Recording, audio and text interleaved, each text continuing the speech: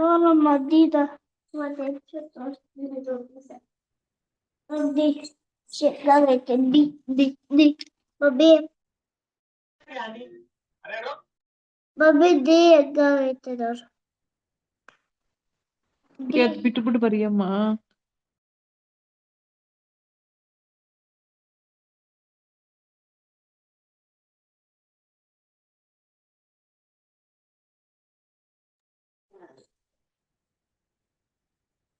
Abba. Babi. Babi.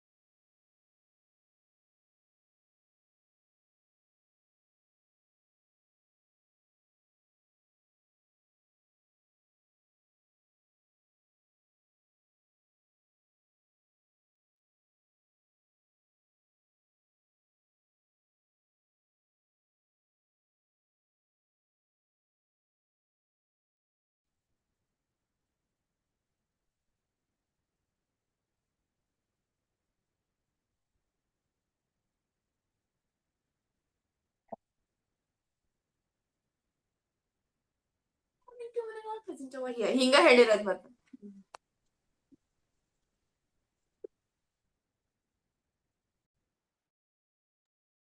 I request all the participants, please mute yourself and audio also.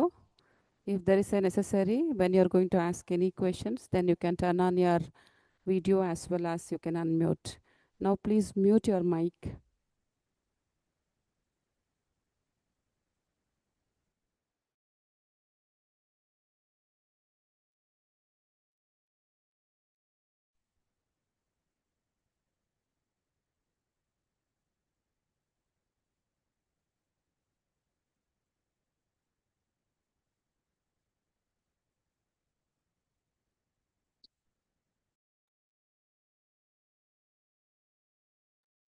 All the participants, please do log in with the name which has been registered in the Google form.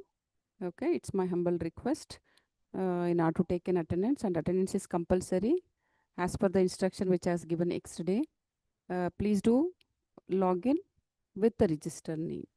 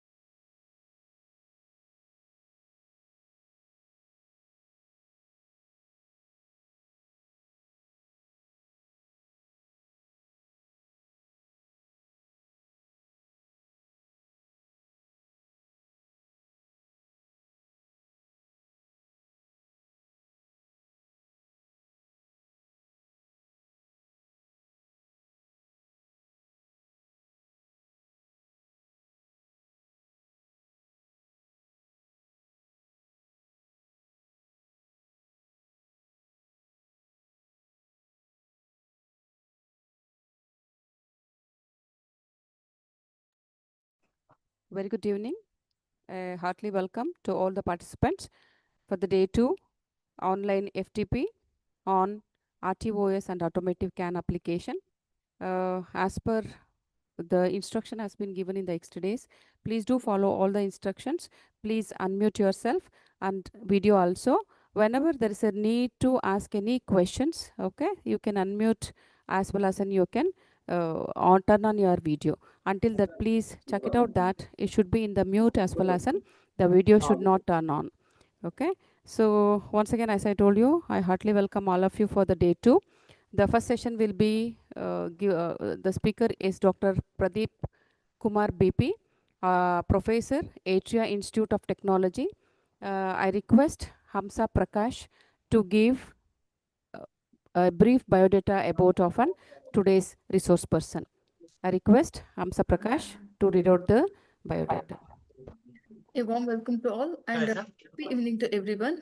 It is my privilege to introduce Dr. BP Pradeep Kumar, an eminent academician and researcher in the field of electronics and communication engineering. He is currently serving as professor in the Department of ECE at RV College of Engineering, Bengaluru, bringing with him more than 25 years of rich experience in teaching, research, and consultancy.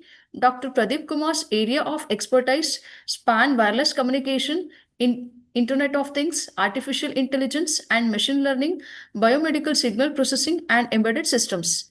His contributions have significantly advanced both academic research and industry collaborations in these domains. He has successfully executed several funded projects supported by agencies including DST, AICT, VGST, and industry partners, focusing on cutting edge technologies like 5G communication, IoT, enabled healthcare, and AI driven applications. His work demonstrates a strong blend of theoretical research and practical implementation addressing real world challenges. Dr. Pradeep Kumar has also made remarkable contributions to research publications and intellectual property. He has authored and co-authored numerous papers in reputed international journals and conference and has been recognized with patents and publications in area of communications and signal processing.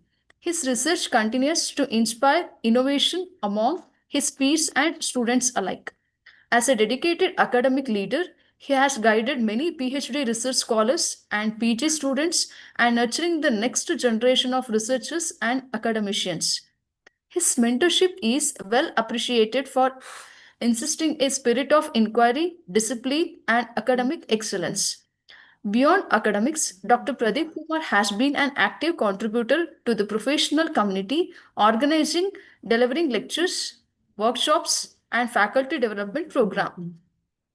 He has served on several academic boards, professional committees, and research forums, further strengthening the bridge between the academia and industry. In recognition of his outstanding contributions, he has received several awards, and his work reflects only technical expertise but also a commitment to advancing knowledge for the benefit of society. Dr. Pradeep Kumar is a distinguished professor, researcher, mentor, and innovator whose achievements in teaching, funded research, publications, and patents stand as an inspiration to the academic community. We were indeed privileged to have him as today's speaker, and we look forward to gaining valuable insights from his vast experience and expertise. Welcome you, sir. Over to you, sir. Thank you, ma'am. Hello. Yeah. Now I request Dr. Pradeep Kumar BP, Professor, Atria Institute of Technology, to deliver the talk on ECU design and CAN communication system.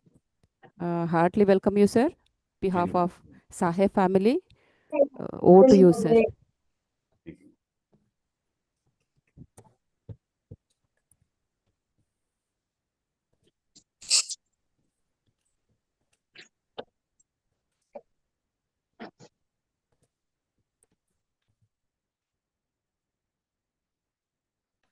The screen is visible.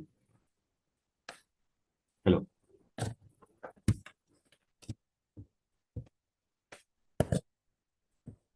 Will you able to see the screen, ma'am?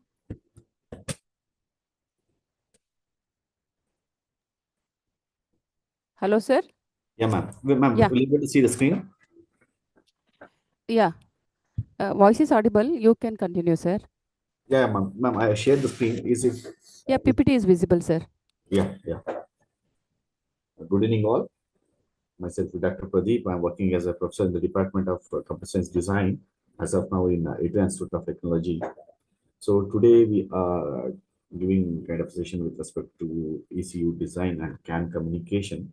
So before going to explain about how exactly the ECU design and CAN communication came into picture, so we'll understand the stepping into kind of electronic systems that has been replaced by a lot of mechanical devices. So in early digital dashboards, we can able to see in the old cars in earlier 70s and 80s, if you're looking at car dashboards, we can able to see a lot of mechanical distributors. And there is a kind of challenge. Each of these features is required to get wiring when we are seeing nowadays scenario. See, the driver pressed, just take an example, if the driver pressed a switch to roll down a window, you can able to see that, okay, there is a run over the switch and the door, we can have a kind of a motor that is going to run down the window.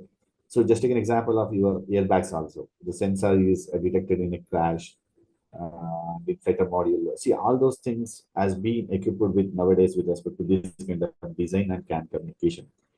For all these things, we need to go for kind of harnessing your bytes with the high-end vehicles. Just take an example of your Mercedes-Benz S-Class, BMW 7 Series.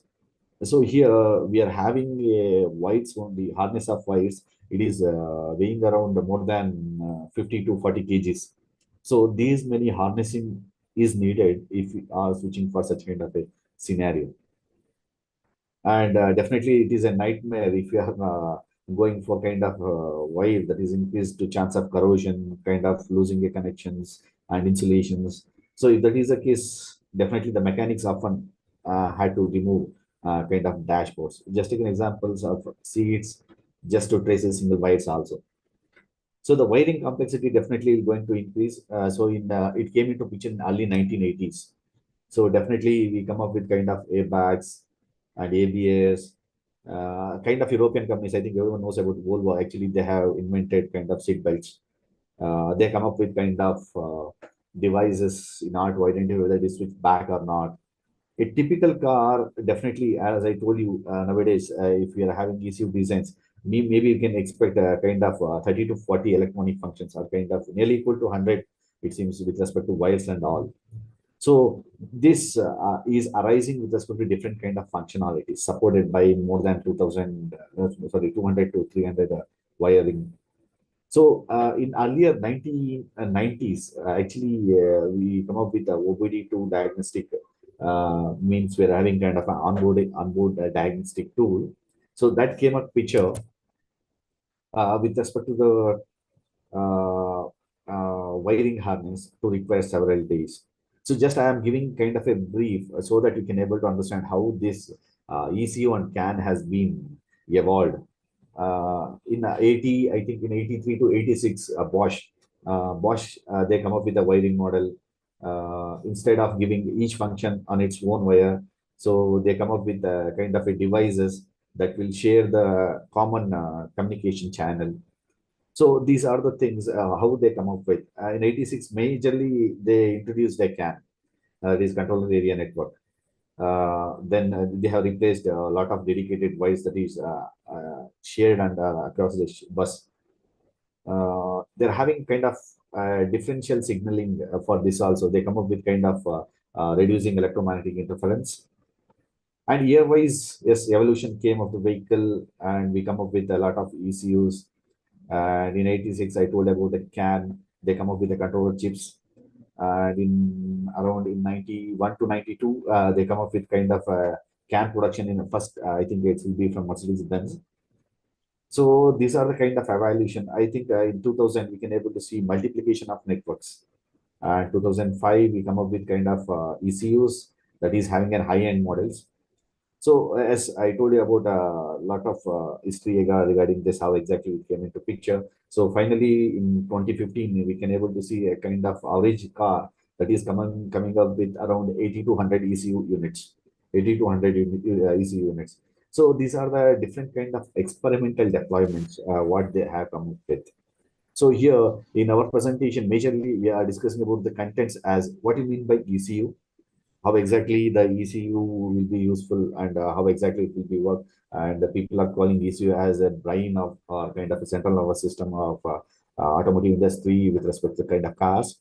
How exactly it will be useful, and what will be the architecture, and how exactly this architecture will look like with respect to a software module, and again how exactly it will be working. So here we are majorly discussing about see how if you are leaving your car for any kind of service, so how the service engineer is going to identify the things with respect to faults. So you know about onboard diagnostics. So it will be identified by a lot of ECU units with respect to gateways, how to fetch the data from the gateways. All those things we are discussing what is an ECU. And the next one is CAN fundamentals. Definitely the control area network. It has been introduced by the Bosch in 1980s. So here, majorly we discussed about what is the high CAN, low CAN, what is the data rate, how we are identifying CAN high, CAN low, and what will be the voltage of it, and how to stabilize these voltages, and what is the data rate that is communicating around it. And again, definitely we discuss about kind of event data recorder that is kind of a black box of a car. So how exactly it will be taking care of other units, all those things we'll discuss in CAN fundamentals. And a bit timing, we'll discuss about how to compute and tune this information. And I told you about CAN only. CAN we are having with respect to CAN, FD, CAN, Excel. So how exactly the CAN has been changed from lower data rate to higher data rate, and how exactly it will be useful for us. So that is what we are discussing in about CAN, FD, and CAN, Excel. And as you told you about diagnostics and CAN, yes, definitely we go for kind of onboard diagnostics tools with respect to event data recorder. There we are mentioning kind of an ISO standard 14229. So how exactly it will be analyzed. So we'll discuss in detail regarding that. And functional safety, cyber security, how we are providing kind of a security for a CAN protocol and hardware design of it. So finally, we'll come up with the tools ecosystem. So these are the kind of contents that I'm discussing today, so that we can give a kind of information how exactly the designing of ECU will be happening, and finally the CAN communication is going to work out. So here definitely you can able to see there is a paradigm shift. We are imagining more than 200 wires to two twisted wires. Is it possible? Yes, we can be able to make it using nowadays different kind of communication unit. It's like just replacing our old telephone system with respect to our nowadays OFC cables with respect to internet network. So you can able to observe how the shift has been happened. In the same way, here also there is a shift that has been occurred with respect to the space, with respect to the wires, with respect to the cast. So that's how. See, that's what I'm telling about CAN. Why we are going for CAN? CAN is having advantage, like I told you about. It is more tolerant to electromagnetic noises or kind of harsh conditions, and it will be more cost effective, and it will be kind of automotive microcontroller that will going to support different kind of communication. So definitely. Uh, we discussed about a lot of things over the decades, how the CAN is evolved from 1986 to till today. That is with respect to CAN, CAN FT, CAN Excel. So definitely we'll see about how this automotive systems, but also kind of a functional safety and diagnostics with respect to cyber security.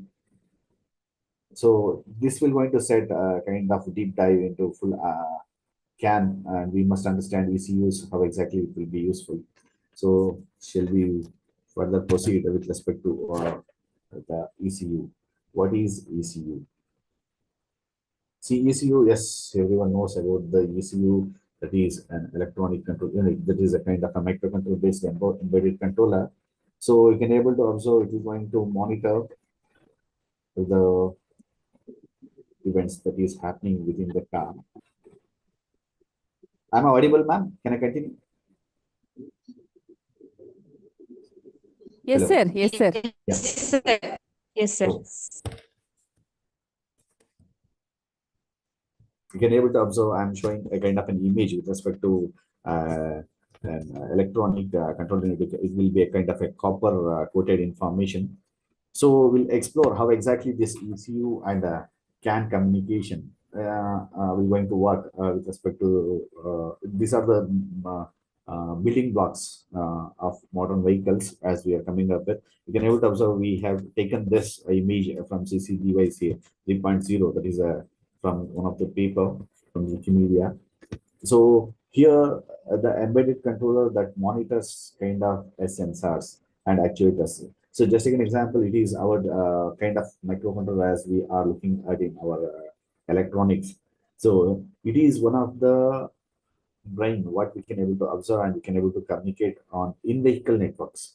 So you need to think about an in-vehicle communication that is going to happen. So here commonly domains, as I mentioned here, the powertrain, chassis, body, ADAS systems, infotainments, and kind of a gateways.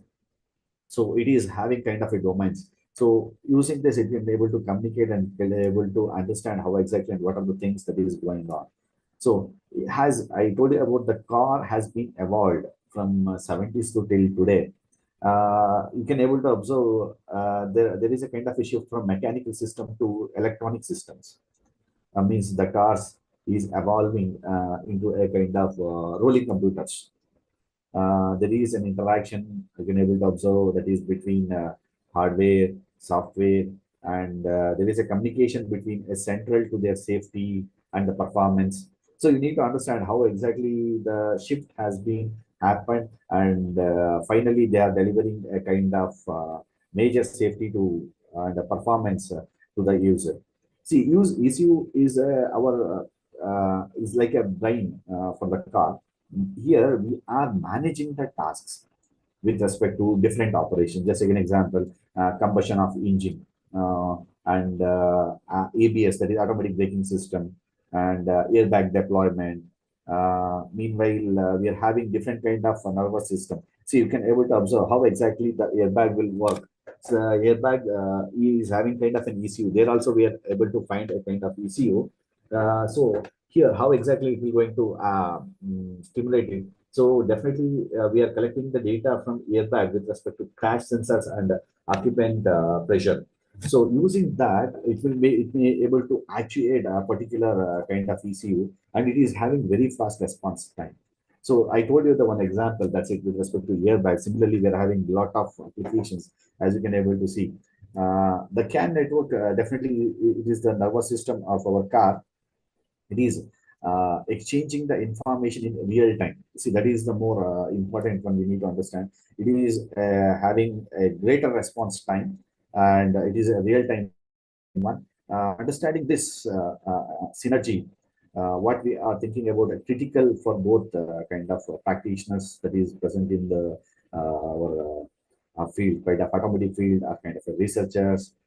So definitely our session, what we are discussing, it is structured one so that we can start with kind of a basics and gradually how exactly we are building into advanced topics and kind of things. You can able to see ECU. Here we are receiving the various data, environmental data from the in-house or kind of inline communication that is happening within the car. You can able to see this data. See, we are taking temperature, we are taking pressure, crash sensors. See, I told you about the seat belt sensors, etc. Seat belt is definitely that is put in the Volvo. It has been given to everyone to integrate kind of a safety parameter. Exactly, this ECU is going to process all this data. So as per the program functionality, and it majorly communicates with the actuators. So you need to understand the actuators, how exactly this actuators will going to work depending upon the data. See, all this data will be communicated towards our ECU using a gateways.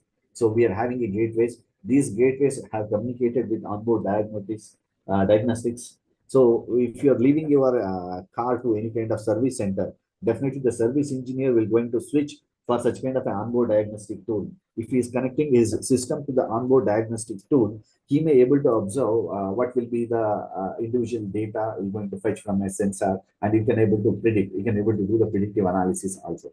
See, that is one of the major thing you need to understand about the airbag. I told you about the example of airbag that is receiving the information of crash and occupant presence so that it can able to achieve. We are having a different type of ECUs. See, I'll show the tools that will demonstrate kind of a CAN communication. So we can also use at the end of this module. And what we are discussing about specialized design, what we can expect in types of ECUs.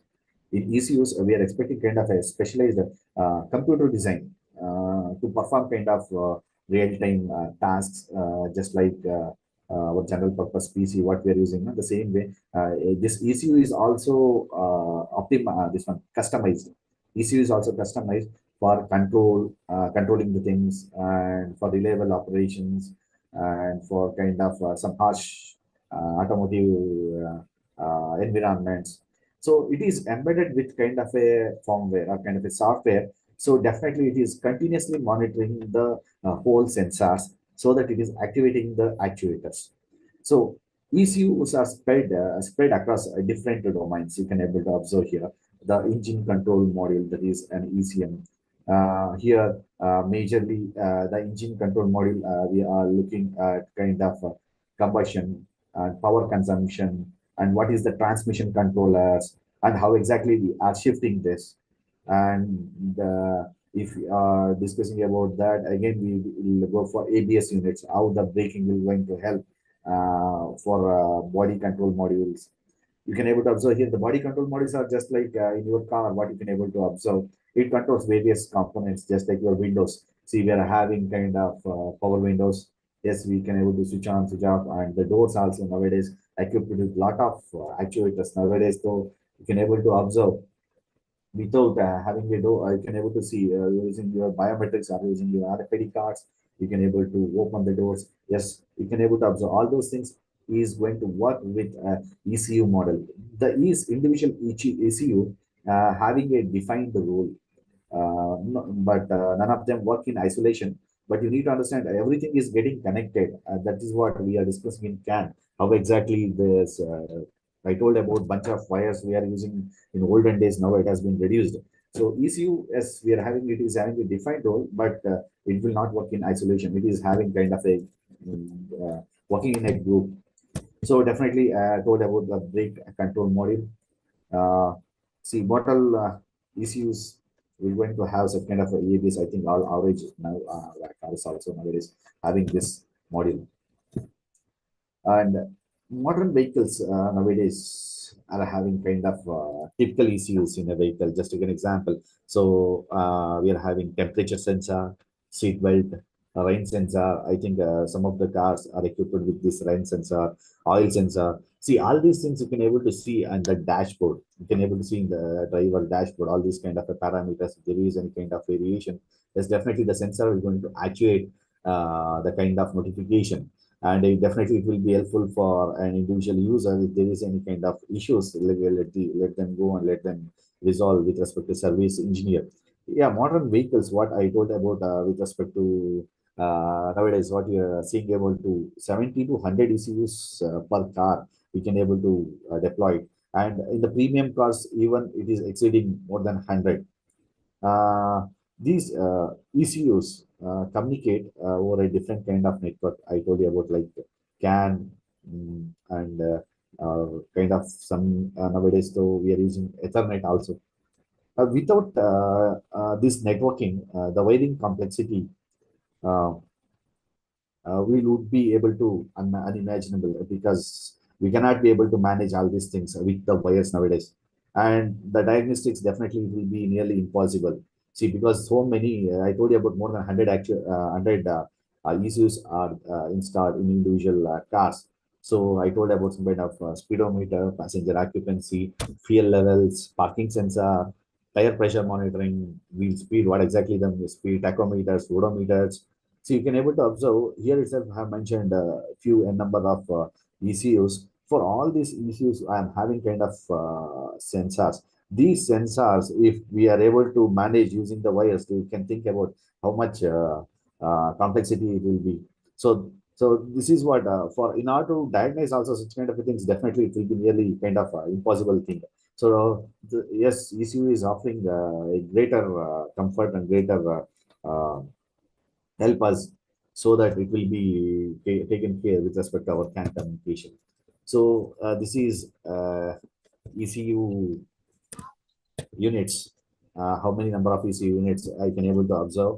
See, we are having adaptive cruise control nowadays, adaptive front lighting. You can have cameras and electric power steering. So we are having some car. Nowadays they are equipped with radar, so lidars, so they can able to observe the kind of objects at the further distance, and 3D viewing of a camera and anti-dimming mirrors, so that you can able to observe the uh, vehicles that is coming next to you. So a lot of ECUs has been equipped with. So this is a kind of units in a car. So you can able to observe here itself. I mentioned around 50, more than 50 also is there, but I cannot be able to accommodate everything here. So I thought of telling you about how exactly it will look like. So inside the car also, I told about seat belts and airbags and kind of ECUs that is present for monitoring the engine function. So see, this is the simple representation. How many number of ECU units are there? So you can able to see. I think it is little bit blur, but I can able to explain here. See, here we are having a low speed canvas, high speed canvas, and this is the gateway, and this is our OBD, that is onboard diagnostic tool.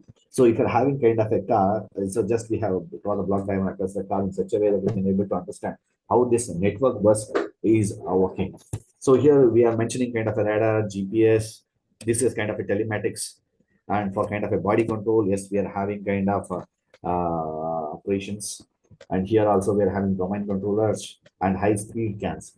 So you need to understand the basics of cans, how exactly we can able to identify this control area network with respect to voltages.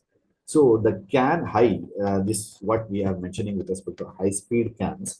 So it is having a voltage from 3.5 to 2.5. So this is the voltage level what we can expect. Similarly, in the can low, here we are mentioning the voltage from 1.5 to 2.5 volt.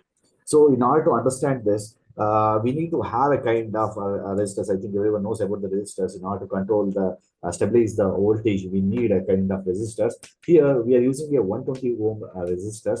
So in order to stabilize the voltages, and in this scenario, we are using 1 MB of data rate, so that we can able to communicate with respect to our onboard diagnostic tool. See, this onboard diagnostic OBD, what we can able to see, this OBD is connected to the gateways.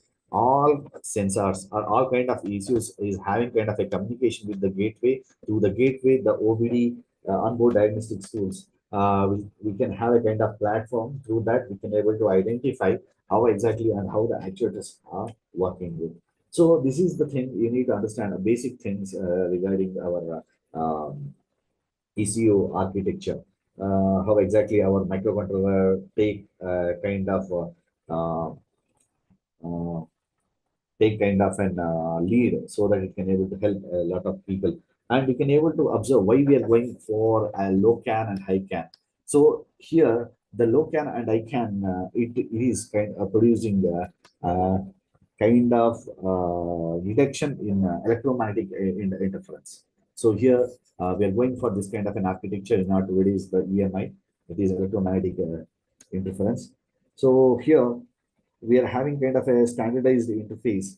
So may ask that, okay, sir, why we are going for this old can? Why can't we go for a new architecture? Yes, nowadays we are going for uh, a new architecture that is called automotive open system architecture. So I will discuss in detail regarding that also in future slides. So this is the basic thing you need to understand how exactly the CAN kind of an ECU that we're going to work within the system. So here we are mentioning about the typical ECU hardwares. The component, what we are mentioning is with respect to microcontroller or kind of SoC. Example, these are the examples. Say I have mentioned about the Infineon RX and NXP S32 families. See, these chips actually integrate timers. We are having kind of a timers and analog to digital converters and pulse width modulation units, and we are having kind of a CAN controllers.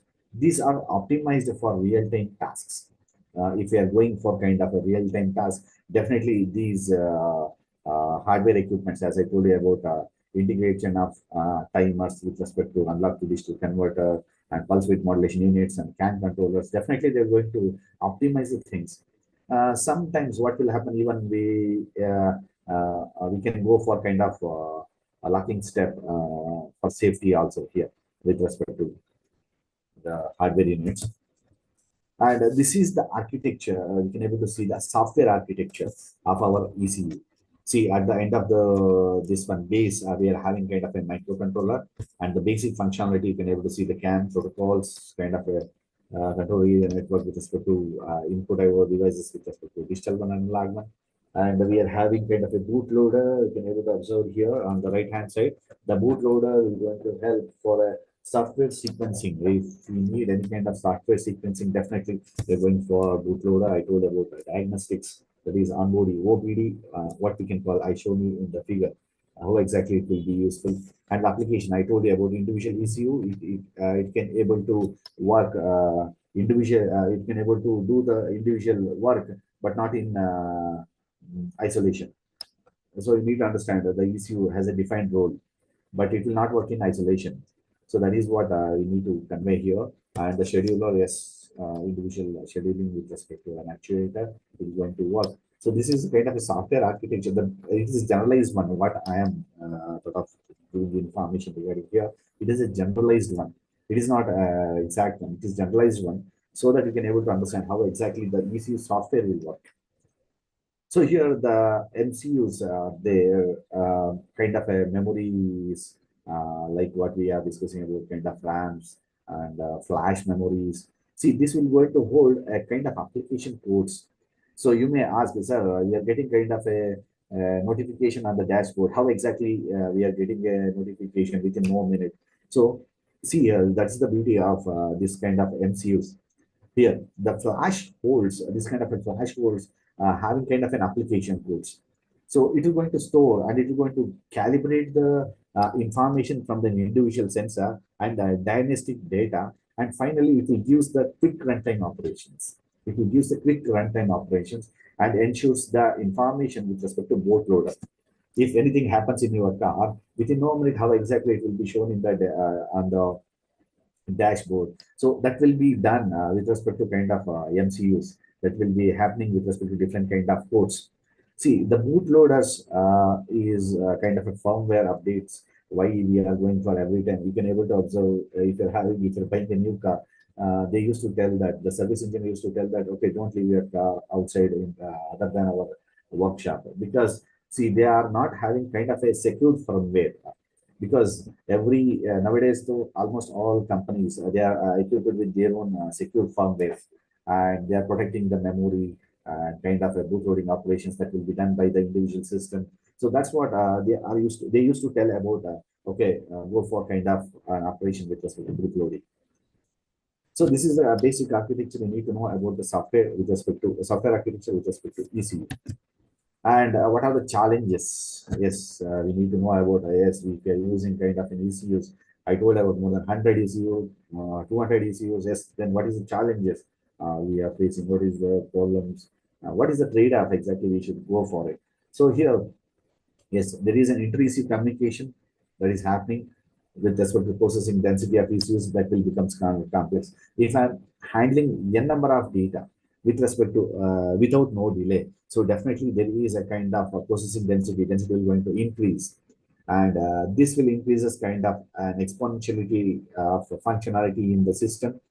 Definitely it will leads to kind of delay. See, what we're going to happen, there is a need of standard software. I told you about some standard software architecture. It is capable of handling complex features. That's what we are going for that is automatic open system architecture. So this is the problem statement, and I told you about the answer also.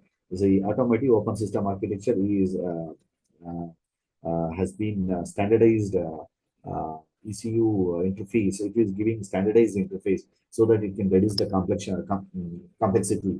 So here, the hardware independent standard architecture is mainly required. You need to know about, just now I explained about what is the hardware structure, what is the software structure. So even though if it is an independent of kind of an hardware structure, definitely it will be much useful. See the finally ECUs, what you can able to see here. It is including kind of system chips. This is combination of kind of transceivers, and you may have kind of watchdogs, kind of sensor that is keep on looking at kind of a particular area. It is ensuring kind of operation with respect to a low power modes, and surviving with respect to kind of what you can able to see voltage disturbances.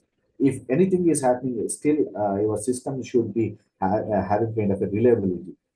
And as you can able to observe here, we are integrating IO circuits and motor drivers, and we are having kind of a switches, analog to digital converters, and digital to analog converters, and protection of elements like can able to see kind of a diodes. See here, we are discussing about the different kind of harsh automotive conditions. So harsh automotive conditions, and again together, how these bugs makes our ECU in a self-sustainable one, a kind of a resilient one. So this is what this is the some of the references where I studied the information regarding the CAN fundamentals. Sorry, ECUs, how exactly it will be useful, and kind of I will share this PPTs among yourself so that it will be helpful for you also.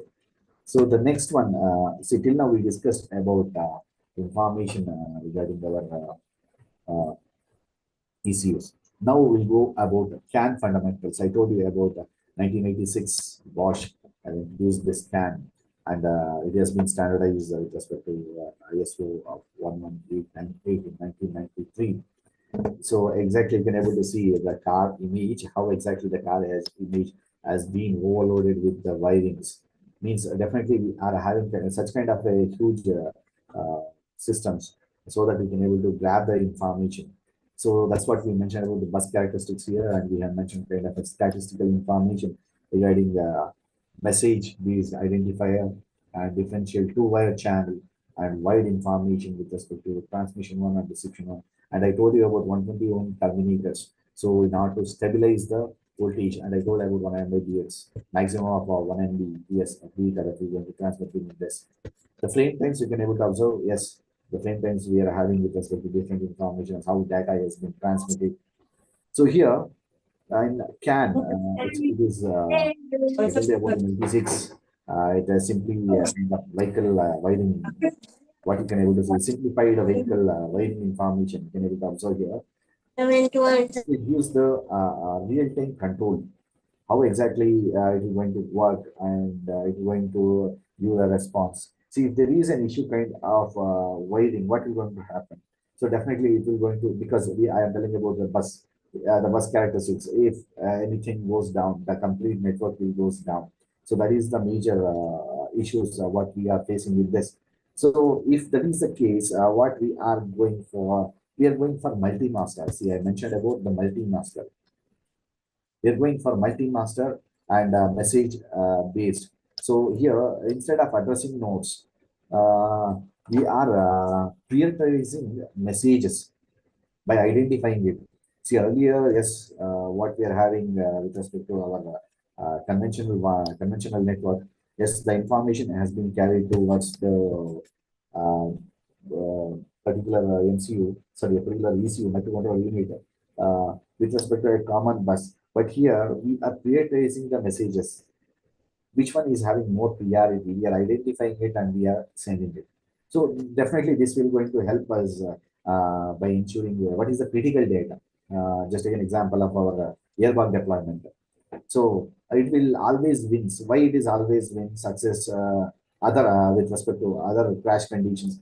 Definitely the less urgent data will look like kind of a status, window status. As I told you about, if it is having a more crucial data, yes, it should be addressed in a fast manner. See, that's how the deployment of airbag will work. So you need to understand this is the basic information, but how exactly it will be working? Yes, it will be working with respect to priority cases. And we are having a 4 frame types. I told you about frame types. That is data frames and remote frames. We are having error frames and overload frames. See, there is a kind of arbitration. This is going to help us when we can able to see two issues will transmit at once. Just take an example. I'm having kind of an issue with respect to the case scenario. Understand the scenario. We are having two issues at the same time. Two issues are transmitting at the same time. The one with the lower identifier and while other backs off in a silent one. So this is how the arbitration helps in order to transmit the data from an individual sensor to our ECUs. So CAN is also, now you can able to observe, this is another image, how exactly it will look like inside your cars. You can able to observe this is the wiring and how exactly this CAN is looking like, so that it can able to give a kind of a higher communication rate across the system. See, CAN is also known for robust error handling. As we see, the CAN, that is control area network, majorly it will be help us identifying errors. How exactly? So you can able to see in our subjects what we are teaching in a kind of CRC, code redundancy check, how the bit is transmitted, how the stuffing operation is going to happen, and how we are framing a data in the kind of packets, and how exactly the acknowledgement for the errors are detected and managed by the how many times it has been communicated to an individual unit, and we are having kind of a counters in order to identify these many errors, how many times it has been detected. So all this information is very much helpful in order to identify troubleshooting operations in a robust way in any kind of these cars. See the nodes, what we can observe here, it is transitioning to an kind of states. You can have, see the states like error active one, error passive one, and you can able to see the stages of the buses, where sometimes buses are in off states. These are the things will be ensured by correct communication, So definitely the CAN is much helpful. See, I told you about how exactly the troubleshooting will going to happen with respect to the CAN. Here, majorly, you need to understand about how exactly it will troubleshoot it. In order to troubleshoot it, first it should identify where is the trouble. So in order to identify a trouble, I told you we are having different kind of operations that is presented inside our car or inside our network. As I told about CRC, code redundancy check and acknowledgement for errors, and we are using counters. All this definitely much helpful in order to have kind of a communication with respect to troubleshooting.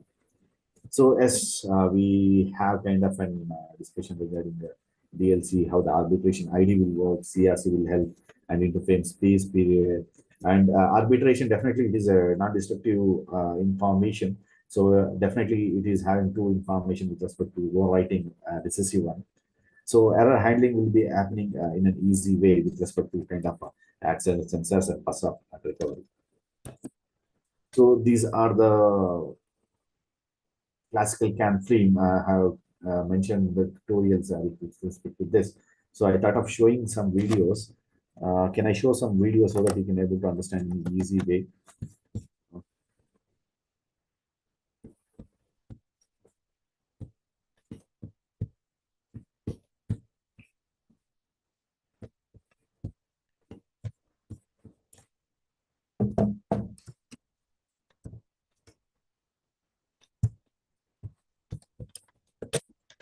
Hello, sir. Yeah, I'm sharing the screen. Okay, okay, okay, sir.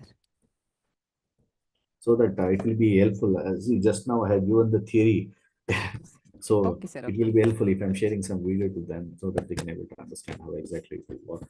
Be able to see this. Communication faults with one or multiple control modules on a vehicle. And is it audible?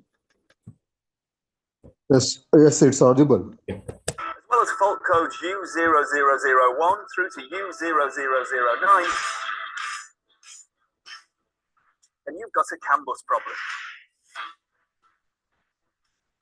In this video, I'm going to run through everything you'll need to do in order to diagnose what the fault is and how to fix it.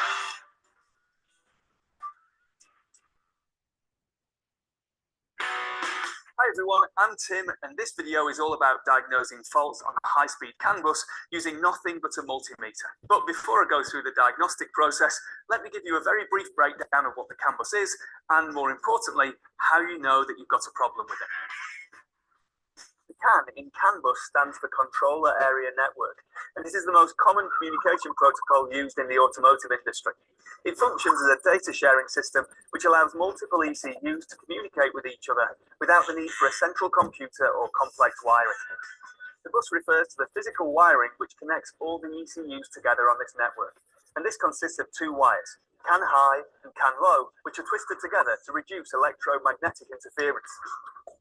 The network uses differential voltage signaling to pass data between modules, with the voltage switching from 2.5 to 3.5 volts in CAN high and 2.5 to 1.5 volts in CAN low. These networks usually have two 120 ohm terminating resistors located inside a module at each end of the circuit, which helps stabilize voltage levels and maintain signal integrity for clear and efficient communication. Modules on the CAN bus are split into either high, low, or medium priority, depending on their function. Typically, safety critical or drivetrain modules are part of the high-speed CAN bus network, such as the instrument cluster, engine ECU, and transmission control module. And this is the network we will be diagnosing today. As the high-speed CAN bus contains the modules necessary for the vehicle to function, when there is a fault with it, you will often have some pretty serious symptoms, including multiple warning lights on the instrument cluster, non-start of the vehicle, and no CAN communications with a single or multiple control units when scanning the vehicle using diagnostics. You will also likely have a number of network and vehicle integration fault codes for communication issues, such as U0001 to U0009. It will allow us to keep making great content for you to enjoy. Thank you for all the support, and let's get to it. With that out of the way, let's quickly look at the OBD2 port, also known as the Data Link Connector, or DLC. This port serves as a universal access point for diagnosing and reading the vehicle's computer systems, and it's an easy access point in which to diagnose CAN bus network faults from. A number of the pins are the same across all vehicle manufacturers, with pins 16, 4, and 5 always being battery positive, chassis ground, and signal ground. Vehicles with CAN bus networks usually have pins 6 and 14 for CAN high and CAN low. But as we will be completing a lot of tests at the OBD2 port during this diagnosis, you should make sure you have the correct pin out for your port before you start. It is also extremely handy if you are able to access a full wiring diagram for your vehicle, as you can see how many modules are on the high-speed CAN bus network, as well as how many harness separation points there are where a potential fault could lie. This will also show you if you have a high-speed CAN network, as well as a low or medium-speed network, and any gateway modules. But in this example, we will just be looking at the high-speed network with no gateway modules. Finally, you'll need to make a note of which modules have communication faults and which don't, before you start carrying out any tests and disconnecting any connectors.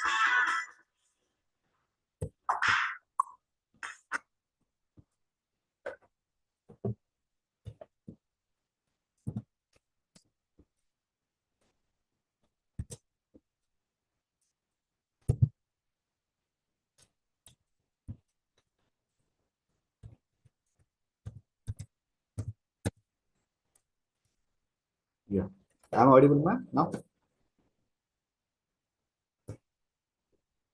Hello. Yes, sir, you are audible. Yeah, I think I can able to see my slides, right?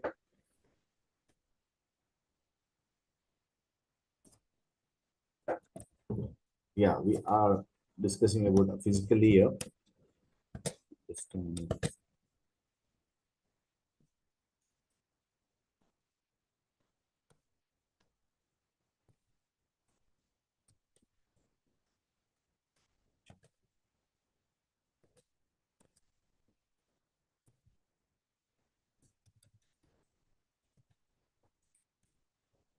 Yeah, just now we have watched the video how exactly the ECU and the CAN is going to work. And, he's in this video he's showing how exactly the kind of errors has been popping up when OBD has been connected with respect to an individual service engineer equipment, and how exactly it will be getting resolved with respect to OBD and how to plug in the OBDs and what is the information we're going to fetch from it and how to troubleshoot it as we definitely look into it.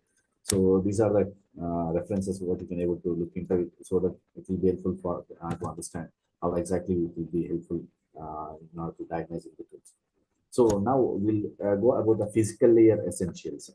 So how exactly this is, yeah, the differential signaling is going to happen with respect to the CAN physical layer, that is what I mentioned with respect to a standard of 118982. So here there is an high speed communication. It is using kind of a differential signaling, as I told you about the CAN fetch and CAN high and CAN low. That is, we are mentioning kind of a voltages from 3.5 to 2.5. That is CAN high, CAN low is from 1.5 to 2.5. So these are the voltage lines that is making it resilient with respect to kind of external noises. So here definitely a logical dominancy will be there. If it is a state 0, if it is a dominant one, and definitely if it is having the recessive one, here we are having the state of 1. So these are identified by a voltages with respect to CAN low and CAN high. So here majorly we are telling about the topology. Bus topology is used for a linear trunk and kind of a short stubs. So it is connecting a different ECUs. Definitely the stubs, what we can able to see, it is around the 30 centimeter, what I mentioned about around less than 0.3 meters at high bit rates, high speed of kind of signal prevention rates. So we are using kind of 120 ohm resistors to terminate kind of splitting EMCs. So the electromagnetic compatibility, if we are discussing about physical layers, so the electromagnetic compatibility will be enhanced, kind of improved with respect to components. What we're using like chokes, we're using common chokes, common mode chokes that will works as a kind of split terminators. So this is consisting of around 60 ohm resistors. See, as we are mentioning here, for stabilizing, we are using 120 ohm resistors. So for kind of terminations, we are using 60 ohm resistors. So definitely this diodes, kind of a diodes also we are using, that will going to help us for electrostatic discharge and kind of a transients. So this is the simple information regarding physical layer essentials, means how exactly the connection or kind of a circuit we should be able to look into it. So next one is a kind of practical CAN layouts demand. Definitely we need to have kind of a PCB design, that proper grounding and all those things should be happen with respect to taking measures of electronically functional unit in a noisy environment. So definitely it should be a reliable one. We should concentrate on such kind of things while we are designing a practical CAN. So now in detail we'll discuss about why we need this bit timing and how to compute and tune it. So bit timing, definitely it is very important in CAN communication. As we know about the nodes, these nodes must synchronize one. So simply, if you're having kind of an hazardous nature among these nodes, so we cannot be able to expect a kind of interaction between the CAN, so that it will going to lead to kind of issues. So definitely we should have a kind of tolerance for this also. See, there should be a kind of trade-off while we are working with such kind of a crucial CAN. Each bit, what you are thinking about the communication that is happening between the ECUs that is present in the car, it is divided into kind of segments. In order to have a kind of segment information, we are looking at kind of segments like Pradeep sir, synchronization. Pradeep sir, Yeah, ma'am. PPT is not visible. PPT is not visible. Okay. Just a minute. Huh? I will share it again. Okay, okay, sir.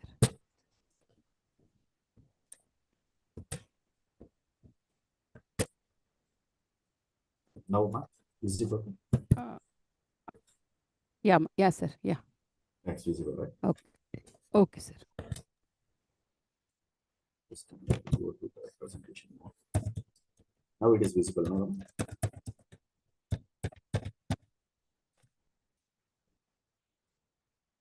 Is it visible, ma'am, now?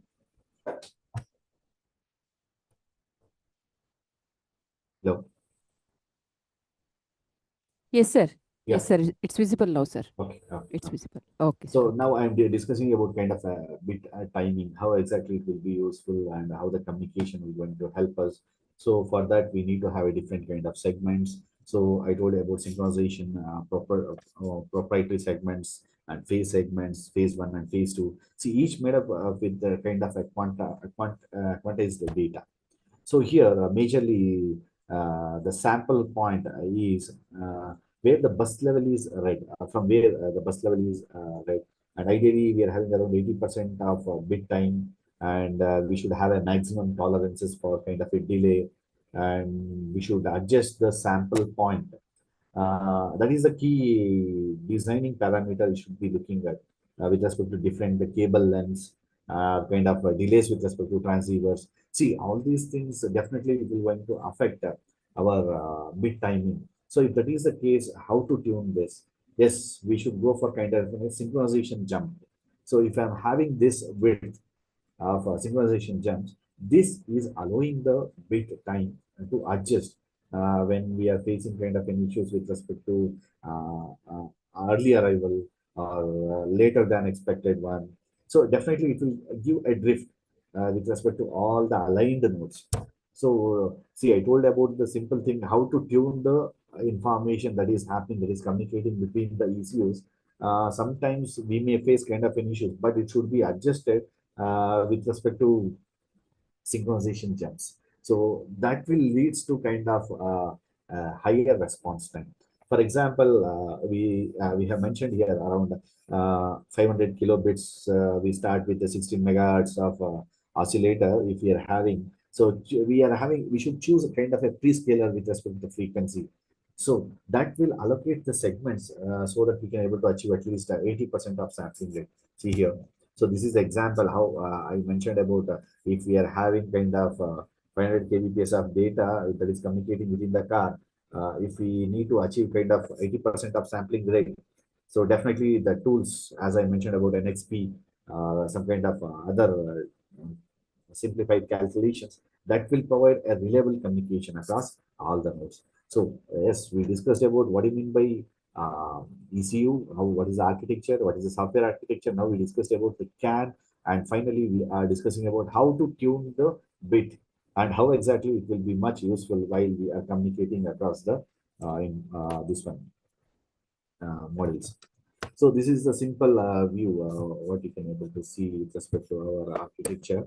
So how exactly it will be helpful. You can able to see the hardware structure. See the bottom view, we are having the microcontroller, we are having the CAN, we are having JTAGs, front view of this, back view, and top view, bottom view. So I thought of showing this so that you can able to understand how the ECU will be look like. So it will be much helpful for you to understand how the ECU will look like, because earlier I shown an ECU with the covered box. It is having kind of a proper covered box, but it is breadboard. So yes, we have added some references for individual of that. Next, we'll go for how exactly this CAN has been evolved. See, I told about in '86 they have first come up with the CAN, but nowadays we are not going for the same CAN. Definitely, it has been changed. What has been exactly changed? See, we need a larger payloads. Nowadays, you can able to see, I told the example of number of sensors. We have used more than 100 sensors in kind of sophisticated cars. But nowadays, yes, we are going for higher payloads. If we are having an higher payloads, definitely it will lead to kind of delays, because we are going for the same old architecture, same old data rate, same old existing network. So if that is the case, definitely we need to switch. Why we need this payload? As definitely we are having a number of ECUs that will lead to higher payload.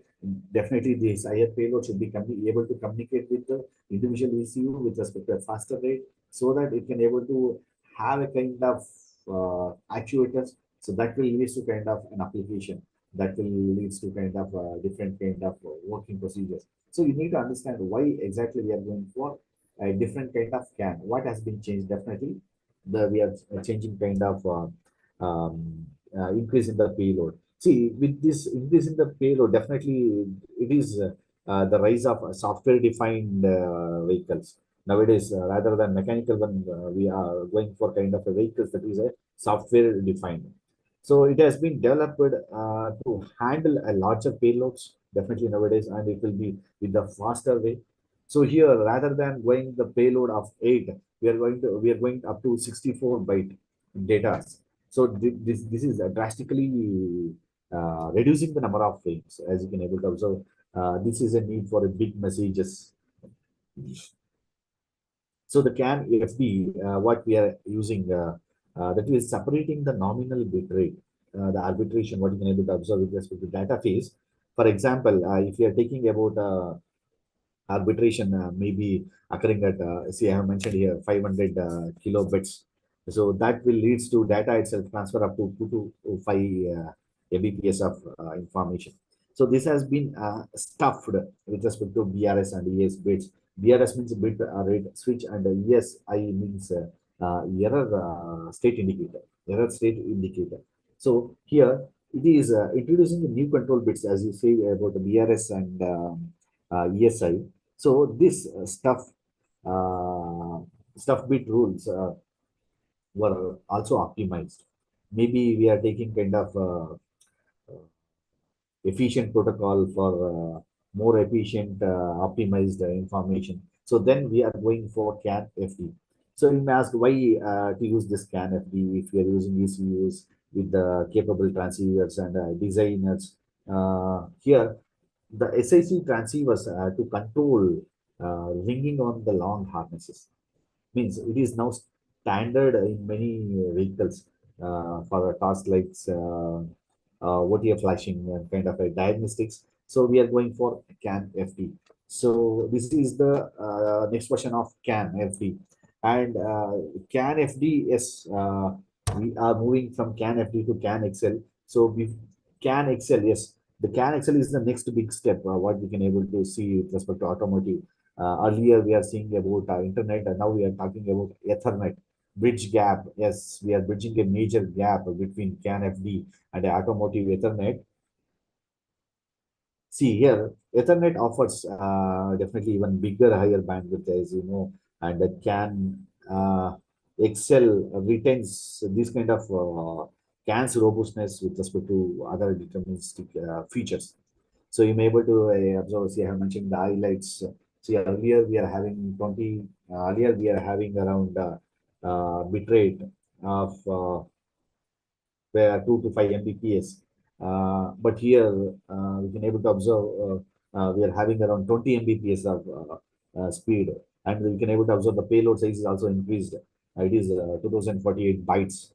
See, the earlier setup, what we are having, the payload size is around 500 kbps. You may see the drastic variations in the payload sizes also. See, that is what the CAN XL is equipped with. So if you're stepping into the next big vehicle, definitely we are using a CAN XL there. So this is a huge kind of a leap what you can consider when compared to our CAN FD. CAN FD, yes, it is also providing, but not as big enough as CAN XL. So you need to think about CAN XL means, yes, we are switching towards very high bit rate, very high payload sizes. So that's what we are mentioning it as an XL form. See, the goal is majorly bridging the gap between the automotive Ethernet. So in order to provide the deterministic features, and it is supporting kind of mixed traffic. See, I told you about earlier example. See, we are increasing the complexity if you're going for a number of sensors and actuators. So if that is the case, it can coexist real-time mixed traffic. So definitely it is going to send a large streaming payloads within the same bus. So that is what major flexibility that the CAN XL is giving to simplify kind of vehicle or network architectures. So that is the major help of what we can able to take from that. And here the major advantage why we are going for it. This is giving a kind of overview with respect to different bit rates. So just take an example, a diagnostic, how exactly the diagnostic can able to help on CAN. So here in defined the 14229 is the foundation of vehicle diagnostics. So definitely it will be helpful in order to have a communication with respect to client server model, and it is supporting different services just like session controlling, diagnostic kind of information and security access, and reading the data from individual sensor and reading the DTC values, and finally we are enabling a complex task just like firmware. So if you want to install any kind of a new software to the particular car itself, yeah. So here for the CAN, we are using an implemented ISO 157652. See, that is one of the transport layer standard protocol what we are using in order to do the addressing the data and reassembling the long messages. See here we are operating reprogramming of ECU with respect to the bus in the normal controlling data. UDS is one of the helpful servicing information for the vehicles that is in the workshops. But here we are taking a remote diagnostics and updates also. So definitely it is helpful for us for manufacturing manufacturers to troubleshoot and for repairing the things and upgrading kind of issues if they want with respect to any kind of sensor. See, the entire vehicle life cycle will be handled by this. So this is the simple information I thought of giving you regarding how exactly the tuning of the information going to happen with respect to diagnostic of CAN. So now I go for kind of software architecture. I told the earlier switching between CAN to the new architecture called ATOS. See, the functional safety. See, I told you about ATOS. ATOS is an automatic open system architecture. Automatic open system architecture that will leads to a lot of help with respect to software architecture for kind of installing firmware and diagnostics and updates. So it is when compared to our CAN Excel, yes, it is giving much more helpful information. So this is the software architecture of ATOSA. See, ATOSA providing kind of a software architecture with respect to automotive. You can able to observe here. There is a runtime environment middleware, and we're having the basic software setups, and we are having the MCU drivers, and we are having application components. See, I have mentioned with respect to hierarchy, how exactly you can able to help with respect to ATOSA. And ATOSA majorly we are using for a standardized interfaces. Earlier, we are facing kind of an issue with respect to this standardized interfaces, but using an ATOSA, yes, we can able to manage in a great way, and we can able to increase kind of real-time response in a higher rate. That is why we are going for ATOSA. So next one is with respect to functional safety. So this is one of the standard what we are mentioning with respect to functional safety. There is ISO 26262. So here we are ensuring kind of safe operation, even if there is kind of a faults that will be occur in an automotive industry. So here the process begins with kind of hazard analysis or kind of a risk.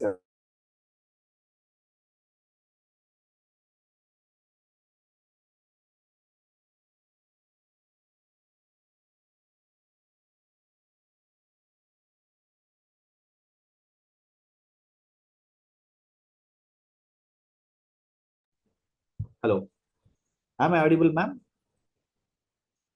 Hello. Hello, sir. Hello, sir. Yeah. You are audible, sir. You are audible. Audible, sir. Yeah. See, the process what we are discussing about now with respect to functional safety, majorly we are looking at hazard analysis and risk assessment. We are identifying the risks and assigning an automotive safeties with respect to an integrity level. And finally, we come up with a kind of ASL ranges. It means we are having the ranges as low and highest as D, A and D, that is represented by safety goals. So See, yeah, the safety mechanisms includes a lot of things, just like I told about kind of timers, water timers. We are having CRCs, and we are having kind of end-to-end data protection. So they are correcting the faults in real time. See, the development cycle, what we are able to emphasize, it is giving kind of a testing, verification, and kind of a validation. So it is creating to prove kind of safety goals are met or not. This makes this ISO standard 26262 kind of cornerstone for designing in critical functionalities like kind of braking and the steering. So I thought of showing that ABS, how exactly it will be helpful. Just a minute, I'll share one more video.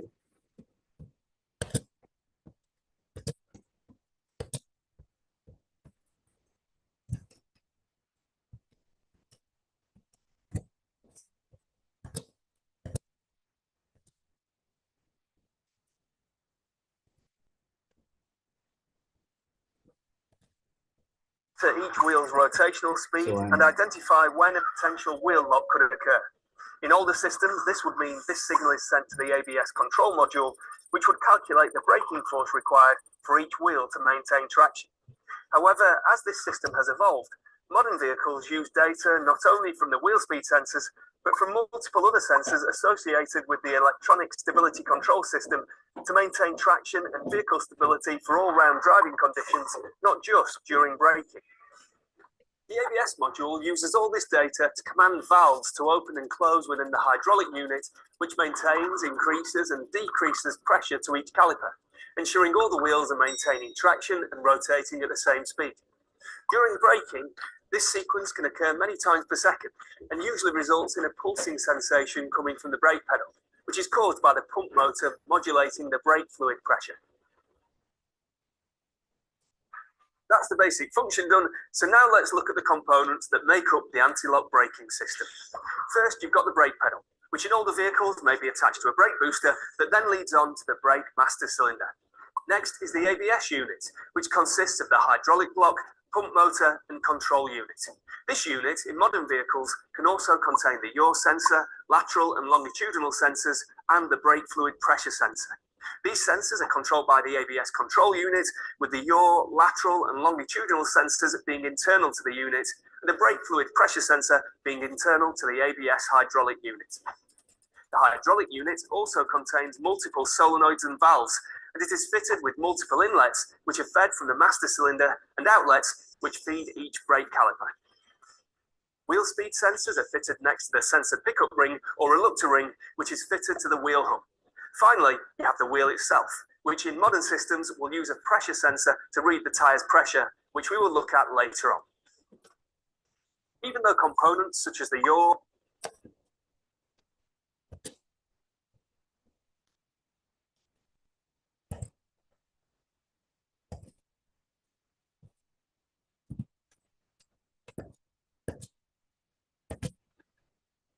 I thought of giving the information regarding the exactly it looks like. So what I'm explaining the content. So that's why it's going for the video. So it will be much helpful for you also to look at, so to understand all the concepts.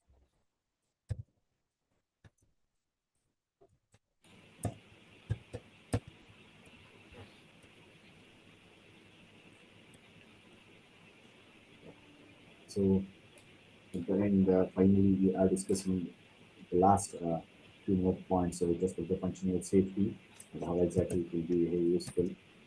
So we discussed about the functional safety of 26262. So how exactly the system can just operate with respect to safety when the fault occurs. So I told about what is the low and high with respect to safety mechanisms. So this is what we are going for the next one as a point with respect to cyber security. So how to provide kind of a security across this kind of communication that is happening with respect to the CAN. So as we know about the car becomes connected to kind of a cloud, definitely the cyber security is uh, it is a critical one as a safety parameter is a critical one. So definitely expect kind of an attacks. Attacks can compromise privacy and kind of safety, even vehicle control also. You can able to see in few of the movies, you can able to observe this kind of hacking that is going to happen with respect to an individual system. So they can able to control the complete traction of the system. So for that, we have mentioned about what is this kind of a ISO parameter that is a CE 21434 that is defining a framework for this kind of an automotive cybersecurity. It is introducing kind of a threat analysis and kind of a risk assessment, what we can call it as a TARA. This major goal of this is to assuring a kind of price means cybersecurity assurance levels and what is the level of cyber security we are providing and how it is measuring the strength of protection with respect to secure boot and we are having kind of a key management and encrypted communications, how to interact with them. So all this information should be a compliance and it is a required unique regulations what we are mentioning with respect to WP.29 and R155/166 and R156. This is the mandate cybersecurity management for all kind of vehicles. This is ensuring our resilient with respect to hacking against throughout their life cycle. We can able to tell them yes, we can able to provide kind of secured data communication. So this is some of the references for that. You can able to see how exactly the CAL will be able to help and what are the things. And finally, we go for a socket CAN. See, there is this kind of things we have mentioned in order to analyze how exactly this troubleshooting is going to happen with respect to Linux. You can download this socket CAN and you can able to analyze by giving these kind of iterations with respect to individual commands, how exactly the CAN is going to utilize and it is going to use for virtualing and we can able to see the sending and receiving information. So this is the simple examples. Now we'll go for a hardware design and what will be the tools for kind of an ecosystem we need to build. See, the MCU with what we are mentioning with the CAN FD controller, definitely it is having two gateways, two channels for gateway use. So we are using kind of transceiver choice with respect to HSCAN FD and for long harnessing branches. And we are having kind of a productions with respect to EMCs also. So here, if we are going for an ecosystem, if we are looking at kind of an ecosystem, to design kind of a test can systems, there is a variety of tools we can go for. We can go for vector canopy and uh, CAN analyzer, and we are having kind of industry standard tools also for kind of doing simulation, diagnostics, and kind of testing. So here, other hardware interface, what we can able to mention here with respect to Quasar and Peak. So it is allowing your laptop to connect with the real CAN networks. Your normal system also can able to connect with respect to their hardware, but you need to have a kind of interfaces as I told you with Quasar and Peak. So that it will be helpful for using your system itself. You can able to analyze what are the things are happening and how to visualize the things and what are the signals and what are the errors you can able to observe. See the video you can able to observe there is a kind of a system setup that can able to analyze an individual codes. That code is nothing but the individual errors that is going to appear on your dashboard. But our system also we can able to, but we need to have kind of an interfaces for it. So that is one of the things you need to know about it. And on the open source side, we are having socket can, and we can go for kind of a free tools on Linux. So using Linux, yes, you can able to analyze the open source side and with the kind of commands with the can done and can send. So definitely we can go for simulating and debugging the CAN traffic also. But it is quite difficult. Simply we cannot go and switch into that CAN traffic, but we need to analyze how exactly it will be much helpful for it. So we are having hardware designs. As I told you about designing in VCU, definitely it is requiring careful choice of hardware and we need to have kind of integration with respect to I told about the CAN FDR, CAN XL. Definitely, we are not allowed to go for CAN itself, but we can go for CAN FD controllers. The SBC, what we are mentioning, in order to have kind of watchdogs, I told about the kind of transceivers also it is looking at. And transceivers, as I mentioned about these transceivers meet at least kind of automotive standards, the industry level automotive standards, so that it is reducing kind of electromagnetic interferences with respect to electro ECUs. And definitely we are going for kind of EMCs and load dumps for long harnesses.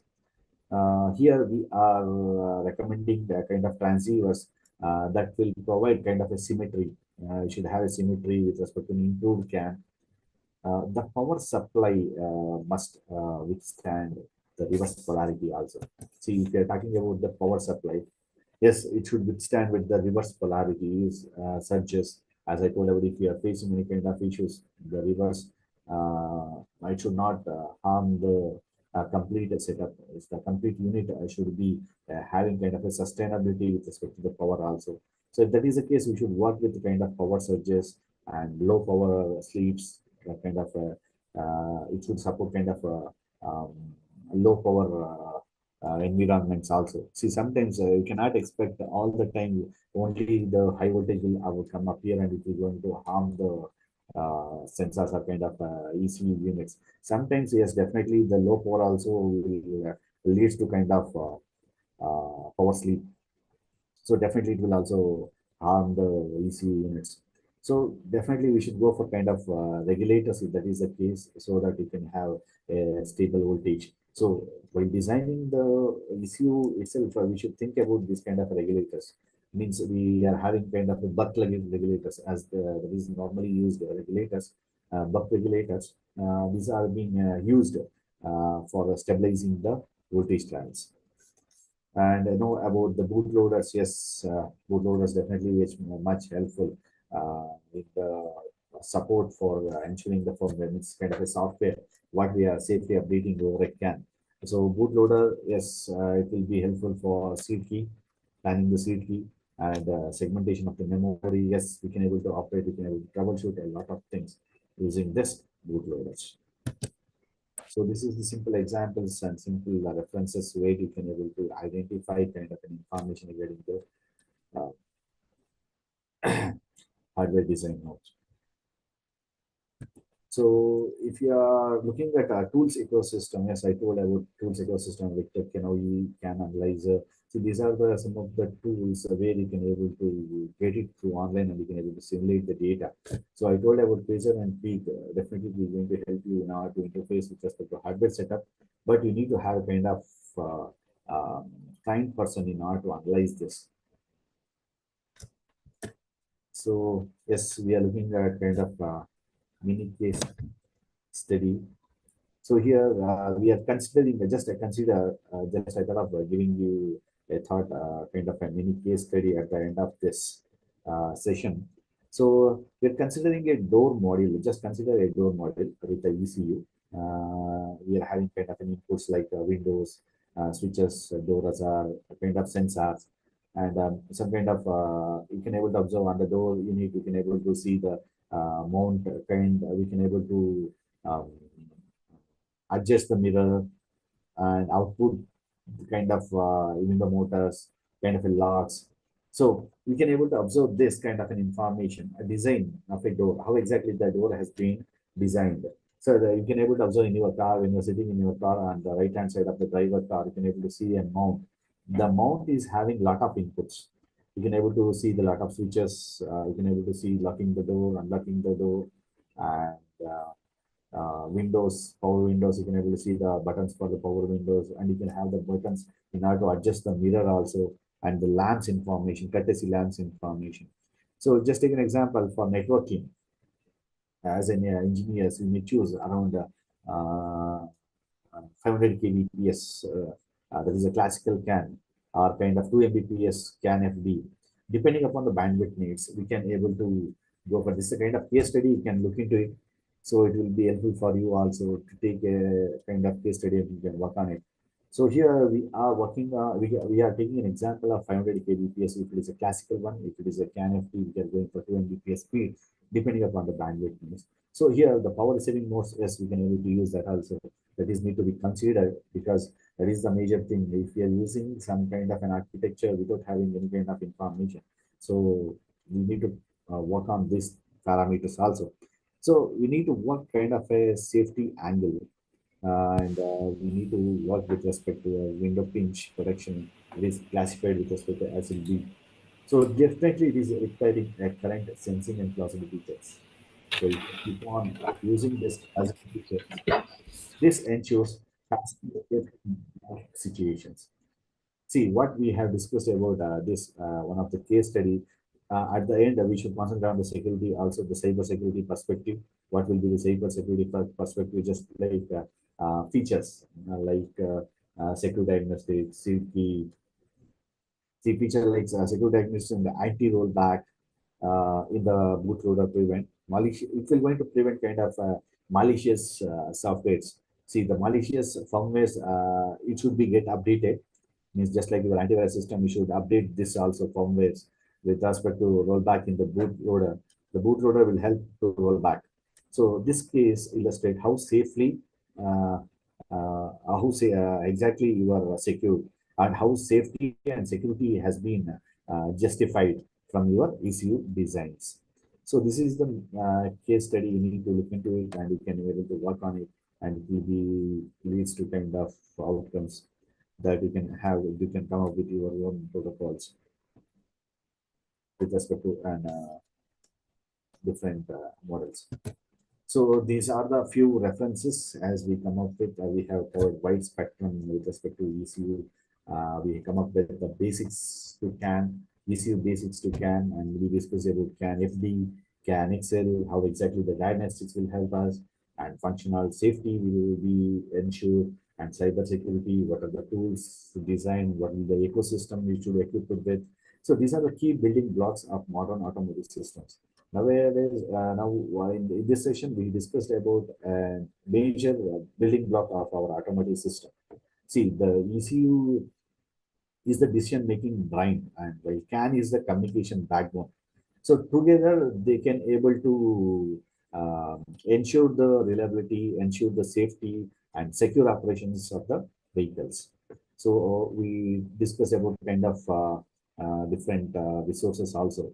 That will be from a different industry, kind of Bosch, NXP, and PA, and microchip. So definitely it will be helpful for practical experimentation or kind of a simulation. So definitely I thought this session is very much helpful for you to use this knowledge in your projects, or kind of research and teaching, mastering in kind of ECU and design. So that's all. So if you have any doubts, you can.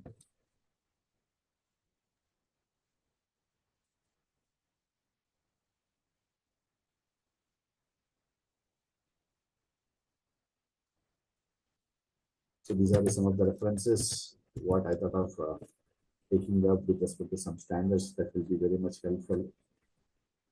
So I'll share the PPTs among you. You can gather much more information. Yes, thank you. Thank you, Ananda. Thank you so much, Dr. Pradeep Kumar, sir. That was a very informative content and neatly presented. I request the participants, if any doubts or queries regarding the topic, kindly unmute your mic and do ask. Else, you can also type the question in the chat box. Dear participants, any queries or the doubts regarding the topic?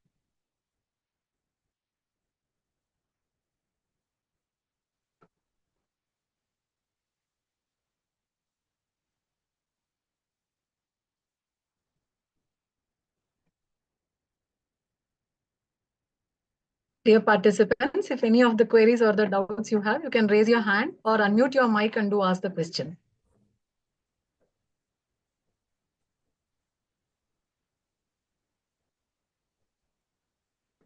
So I hope the information was clearly understood by everyone.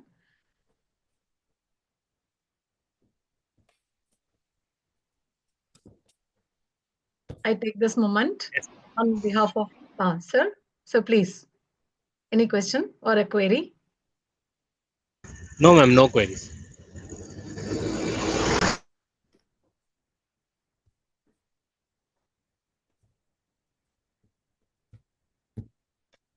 I take this moment on behalf of Sahe family to thank Dr. Pradeep Kumar sir for accepting our request and sharing the resourceful information about ECU design and CAN communication. Thank you so much, sir. Our sincere gratitudes to you. Thank you. Thank you very much. Thank you, sir. Thank you so much. Heading towards the fourth session in ATAL Online 6-Day FDP on Advanced Embedded System, to know more about the topic, Real-Time Task Management. To share the brief information about this topic, we have the resource person, Dr. Bhimappa Halavar. Before handing over the session to our resource person, I would like to give a brief introduction about today's resource person to all the participants. Dr. Bhimappa Halavar has completed BE in Information Science and Engineering from VTU in 2011. Sir has completed MTech in Computer Network Engineering from VTU in 2013. Sir has completed PhD in Computer Science and Engineering from National Institute of Technology, Karnataka in 2020, with a specialization Computer Architecture, Networks on Chip, IoT, and Wireless Sensor Network. Sir's research interests are routing in wireless sensor network, Internet of Things, computer architecture, and performance optimization. Sir has published several papers in various national, international conferences and journals. To mention few, floor plan-based performance evaluation of 3D variants of mesh and BFT networks on chip in IEEE SPCOM 2018, accurate power and latency analysis of a through silicon via in IEEE ICA CCI 2018,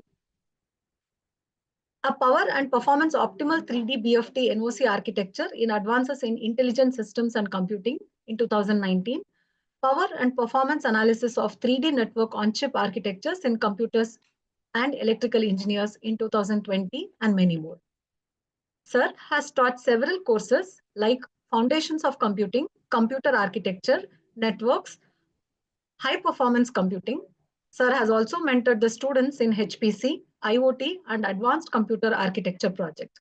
Sir has also actively involved in HPC research communities, reposted and promoted call for papers, SCI 2025 Supercomputing India, supports PhD opportunities and collaborations in HPC and AI integrated computing.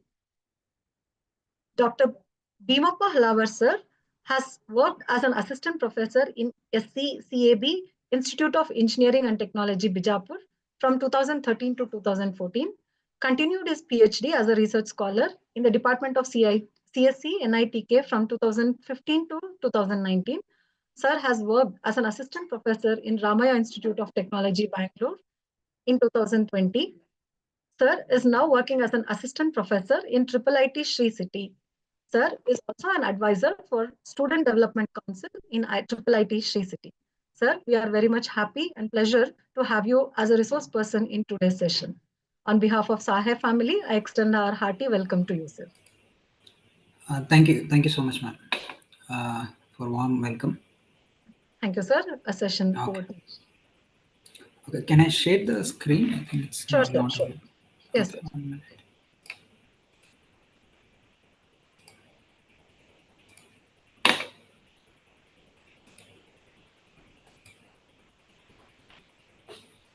Yeah, I hope my screen is visible.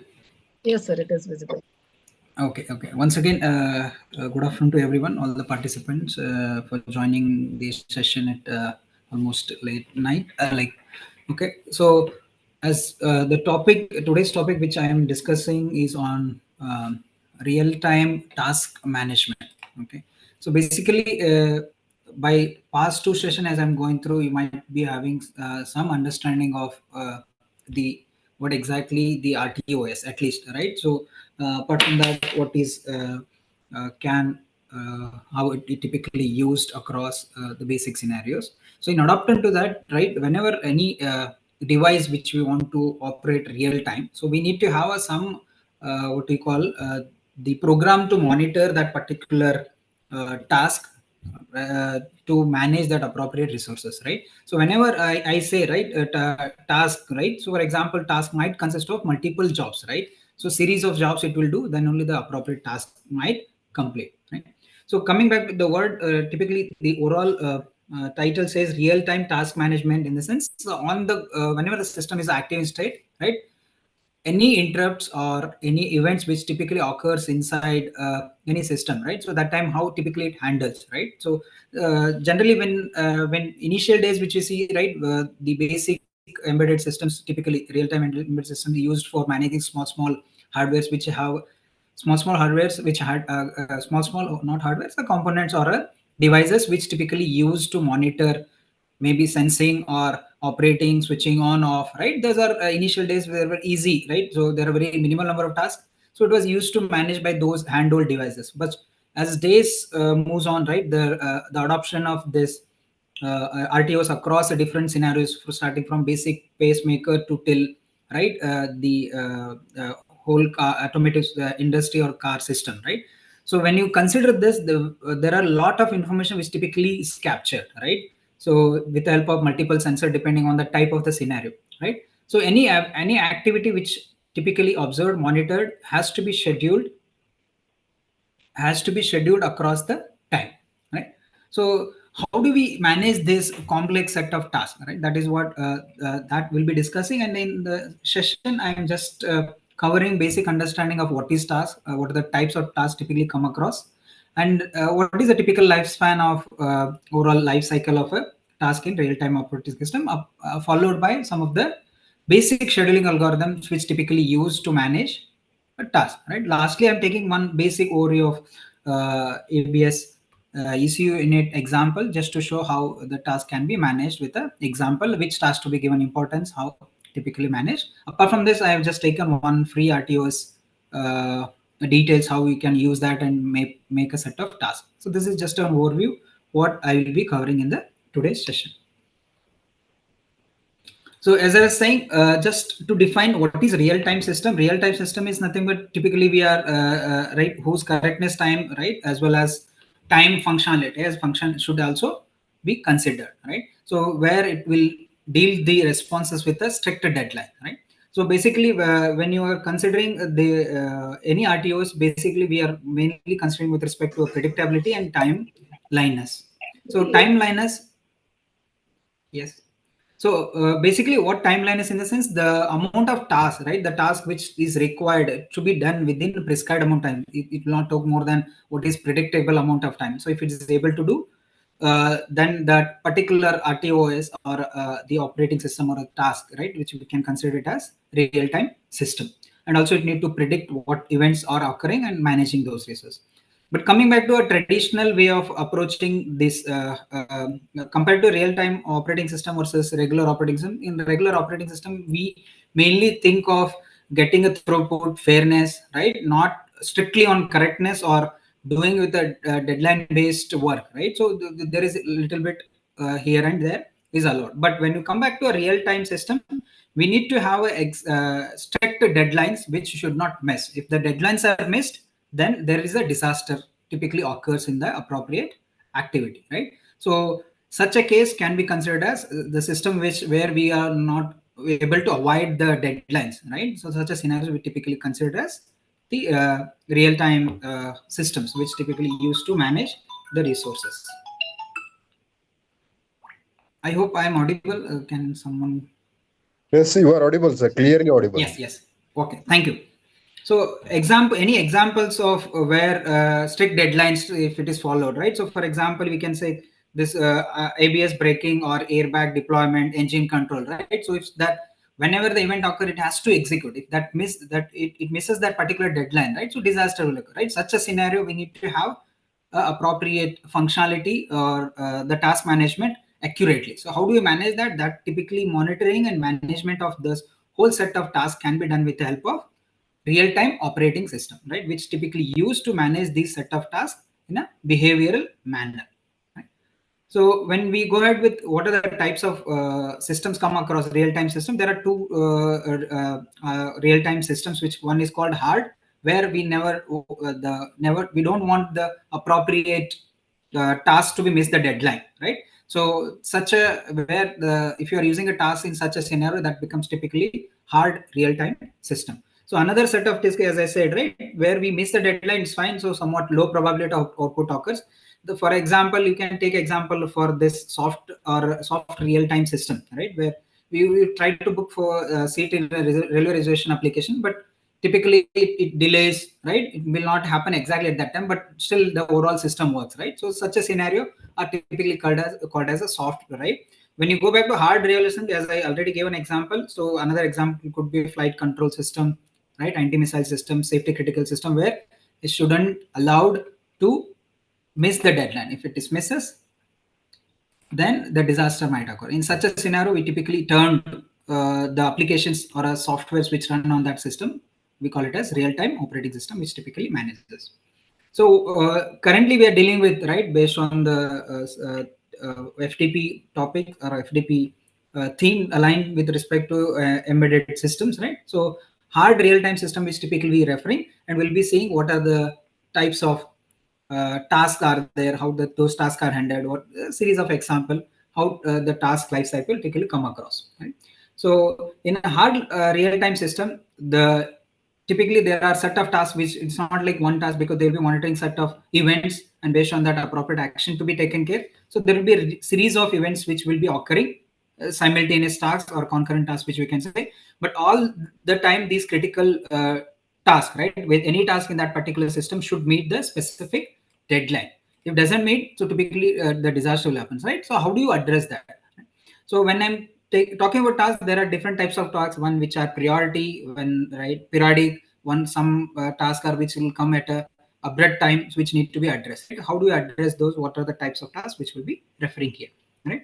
Every task requires computation. When I say task, it needs some set of computation and data source to complete the job, right? Computation in the sense, for example, making a decision, we need to have some background knowledge and processing it, and then apply it on an appropriate data source, right? It can be, for example, sudden break user applies, right? Or so how do you address that particular scenario, right? At that time could be one job, right?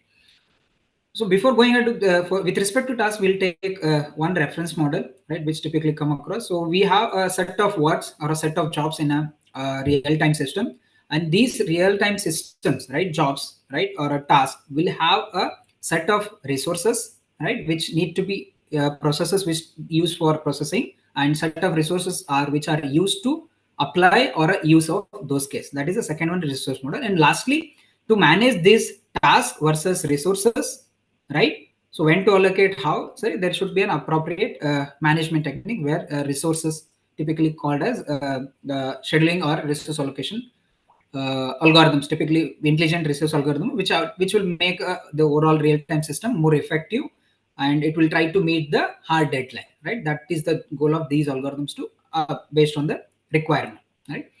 So when I'm talking about workload, it can be a job can be a set of tasks, jobs collection of job can be a one task, right? So that can be performing a particular operation which required much series of operations, right? So that can be considered as jobs. So what is real? Hello, what exactly? Yes, go ahead. Sir, can you go back to a previous slide and explain resource model with examples? Sir? Resource model with example, right? In this case, for example, I have, if you take now currently, we have multi-core systems which typically come across, right? Suppose if I'm using that for doing, suppose think that I deployed it on real-time system, which has a multi-core, correct? That core that processor has some set of units, right? It can be a set of cores where I can run multiple jobs, right? For example, if I have 4 tasks, right, that 4 tasks I can map it across 4 processors. Or suppose the one of the tasks required some memory, right? That can be one set of resources, right? So that in resource model we use those set of entity and map with the appropriate. For example, based on that I want to display, right? It has to be end user, right? That time those resources can be used. Resources could be where you are trying to write onto a particular system, or it can be displayed. But processing entity can be where you are using those using these things to run a task. Is it clear?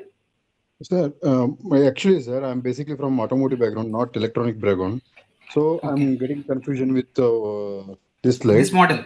One Okay. examples, any real-time example. In this. One simple example. One second. See, for example, in this case, processor we said, right? So, for example, it can be. Take an example of suppose this resource model, right? Processor, right? Suppose you have resources could be a transmission link or a disk. That's what I was saying, memory or a database. So you are asking me example, right? So take an example, car is there, right? So for example, take common example car, right? Whenever user, right? If automated car, if you consider, right? So in this particular case, when car is driving opposite, a person comes, sensor detects it, right? The distance, for example, distance. Yes, Based sir. on the distance, sensor tells how much distance is there, and Yes. he'll tell what type of thing, right? The sensor sends that information. Now, Yes. this is where the event generated. Now, the Okay. task of that processing entity is what? We need to take that data, we need to make a decision. For Yes, sir. to do this decision, the series of jobs would be what? What is the distance? Calculation is one job. Yes, sir. One job inside that task. Second one, once we decide whether which part of the action I need to do, that is the Okay. second task I need to do, right? So this Yes. is a job of workload, correct? Yes, sir. Agree? So for Yes, sir. example, this is one action is happening, right? So at Yes, sir. that time, even automatic system is trying to make some decision and the user do some additional activity, right? Suddenly he brakes, instead of brake, he puts the accelerator. Okay. You got another activity event, right? So that Yes, sir. time you got multiple tasks generated. Now Okay. there are 3 tasks generated. How do you run those tasks, right? For first, you need to alert the user saying that there is a person near to you, correct? Okay. That is on the screen or could be some signal. That's where the resources could be. Resources could be your screen. It can Okay. map to a resource, and another is that is the resources which we are referring it to, right? So Okay.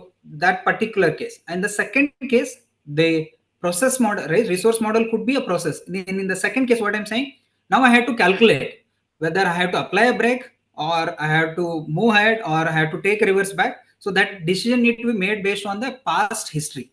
So now you need Okay. to do computation, right? Yes, sir. That computation comes under these resource mode. What are the types of resources typically you need? There are some set of resources which are active in nature.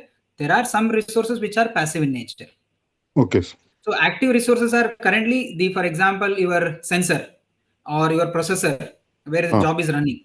These are the passive resources. For example, your display, you are not using it. Suddenly you came, that action came, you made a decision, you have to display, saying that Okay. the current scenario you are in this, or you want to give some signal saying like alert kind of thing to the user. These Okay. resources are not always active.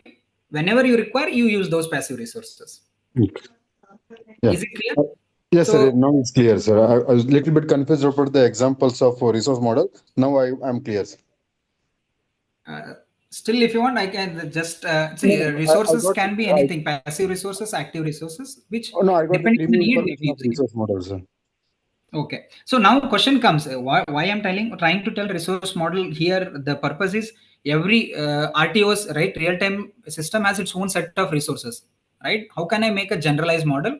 So for any generalized resource, what you call, right, reference model, you will have a series of tasks.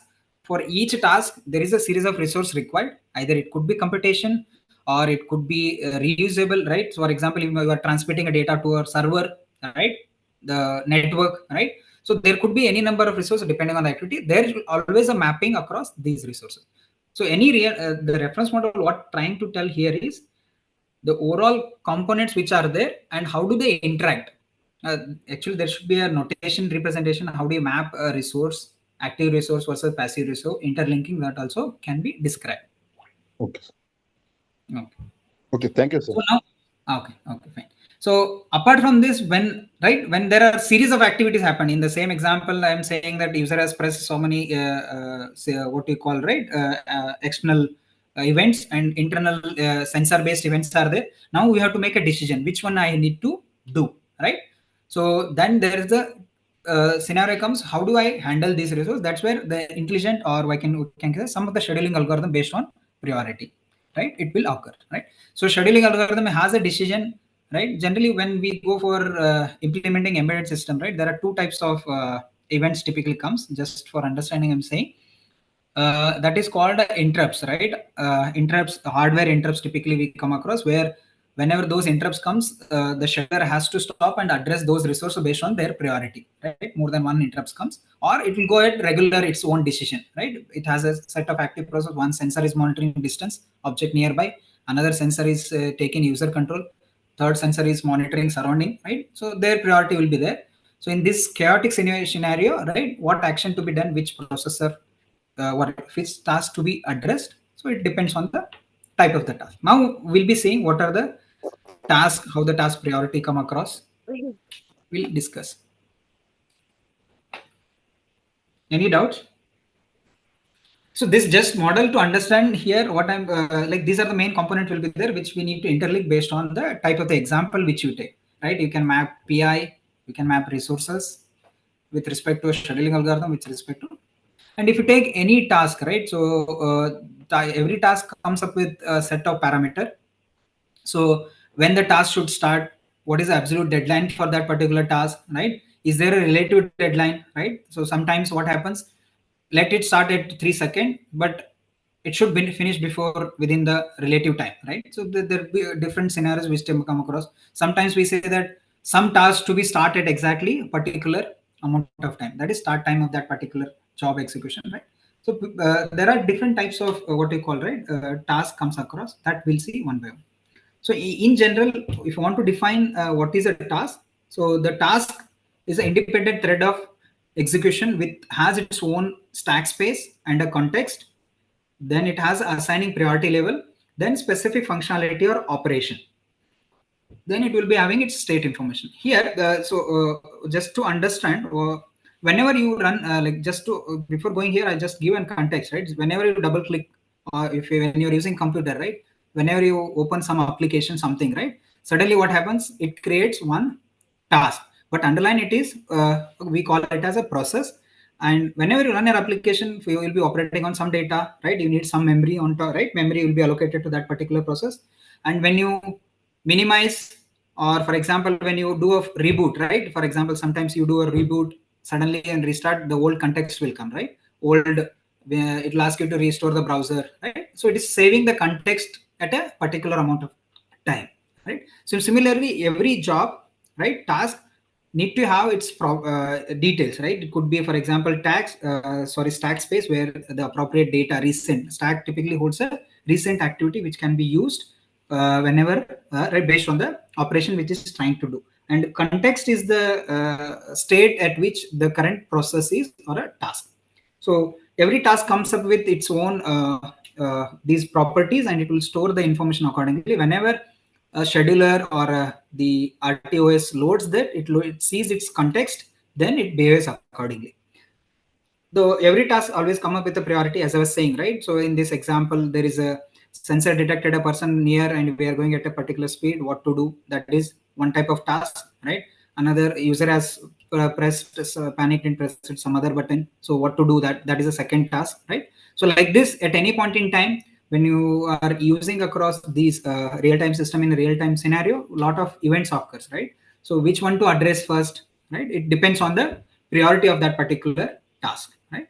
So example could be, one example if I want to give, one is applying a break, another one is regularly you are logging what is the activity of the user. Two activities are going on, right? Suddenly some break you want to apply, right? Then activity is also there. Out of this, which one I choose? Then the priority of that particular event comes into picture. So how do you define this priority?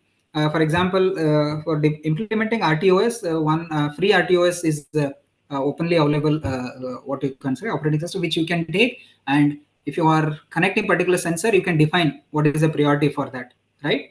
And you can use it and run and test it. One, you give a high priority, low priority, then you can use any of the Arduino boards, or you can use the RISC-V boards to run that particular RTOS on a set of environment. Maybe it can be camera or any other functionalities you can add and test. So one that is openly available, what you call, right, real-time operating system, where you can define set of tasks. You can use those tasks to map your what you call, right, activities. and you can define the overall, right? So for example, I was saying what are the high priority tasks, right? For example, in real-time system, brake pressure control, airbag deployment, right? Engine ignition. Anytime this event occurs, that has to be addressed, whatever. So that's why they are treated as high priority. Whenever a scheduler or for example, the OS, right, typically sees these tasks, so it will, based on the priority, it will try to execute. An example for low priority task in real time could be logging data. Means whenever you're driving a car, it continually monitors what is the status of all the right sensors and what speed you are going, right? What is the current status? Every time it will be logging. So at any point in time, some other event comes, it has to stop, right? So this based on the, they can create n number of tasks depending on the type and the behavior, or you are updating some data on the dashboard display. So one example, that this is what the example I just now explained. I just walk through it, right?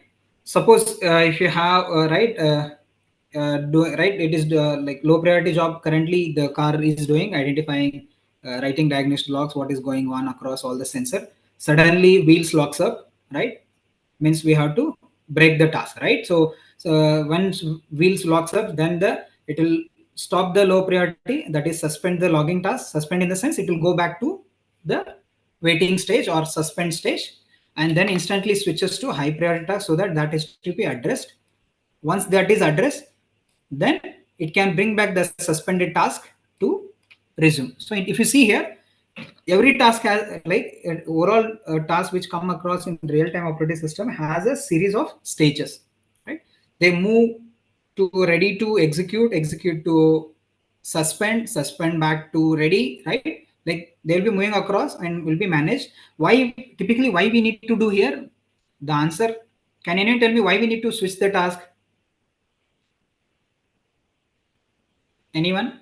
Why we need to first of all need to resume and do other tasks?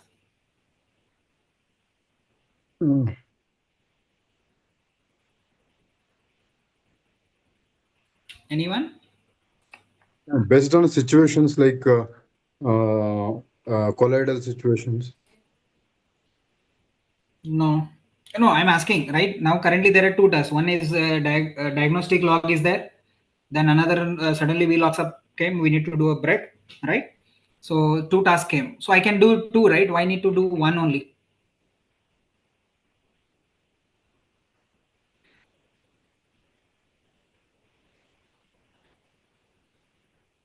Anyone? Whatever just now we mentioned is kind of related. This answer is pretty much straightforward. We have one issue, right? Right, one issue, we have one particular job execution. It cannot do two tasks at a time. If it is able to do tasks at a time, then it becomes you can able to do. Currently we are seeing, right, in the beginning I mentioned, right, in the beginning I mentioned that it is set of concurrence real-time task. Means you cannot run two tasks at a time. The reason is underlying hardware we have resource is not fully effective, right? If you have a two cores, I can do two jobs, but till what time, right? So if that for example two cores are, the task is independent of any other, only just execution, then I can do two tasks at a time, correct? But in this scenario, what is happening, this is also using, right, some activity, this is also doing some activity. If there is a dependency, I have only one resource. In this case, we can talk it as execution. We have only one execution entity, so either of one I can load, right? In that scenario, that could be one example. So another example could be, right, you are trying to access some resource, right, which is not available, someone is occupied, that time we have to switch. We cannot do both, right? So these are some common answers which can be given why we need to do this really, because there are series of tasks, we cannot run all the tasks at a time, right? So we need to concurrently run overlap, and among that, which one we need to run is a major decision. So as we started with real-time task, right, where we need to address the, right, we should never miss the deadline, right? So whichever task, right, should not miss the deadline, right? For example, if any user press, if a person comes a distance of 10 for example 10 meter, 5 meter, so brake should be applied within 1 second after sensing, or 1 millisecond, right? This is my deadline. If you take more than that, then this is not an effective approach. In such a scenario, we have to address such a task, right? For that purpose, will be managing those resources. We cannot address all the resources because we are resource constrained. There is one question. How do you synchronize multiple issue communicating over? We'll come back to this once I finish RTOS and then I talk about multitasking. Then I will address this at the end. Okay.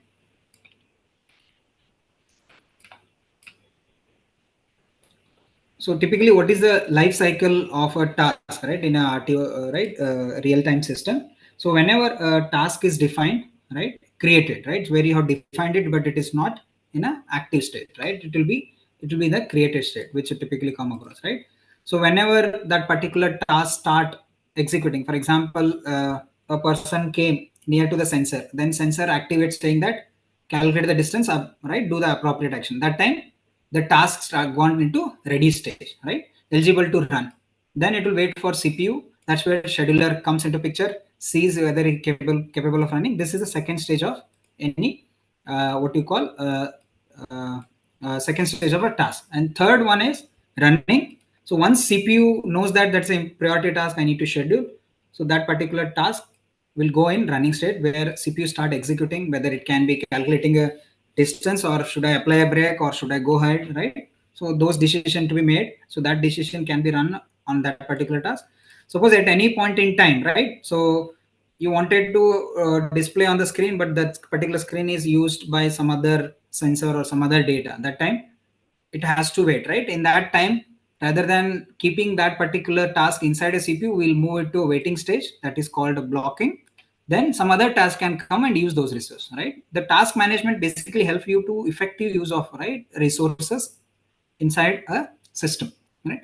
So once it goes to a block state, right, queue, depending on the requirement, right? So whenever that resource is available, the blocks, what you call, right, resource will given to a ready stage and then start executing. But there is another state. Sometimes task will go in another state called suspended. So whenever there is a high priority task comes into picture, so existing tasks we have to stop because those need to be addressed, right? So that time the existing task is not stopped because of waiting of resource. It is because of system, right? System wanted to schedule some other task, right? So that time it goes into a suspended state, right?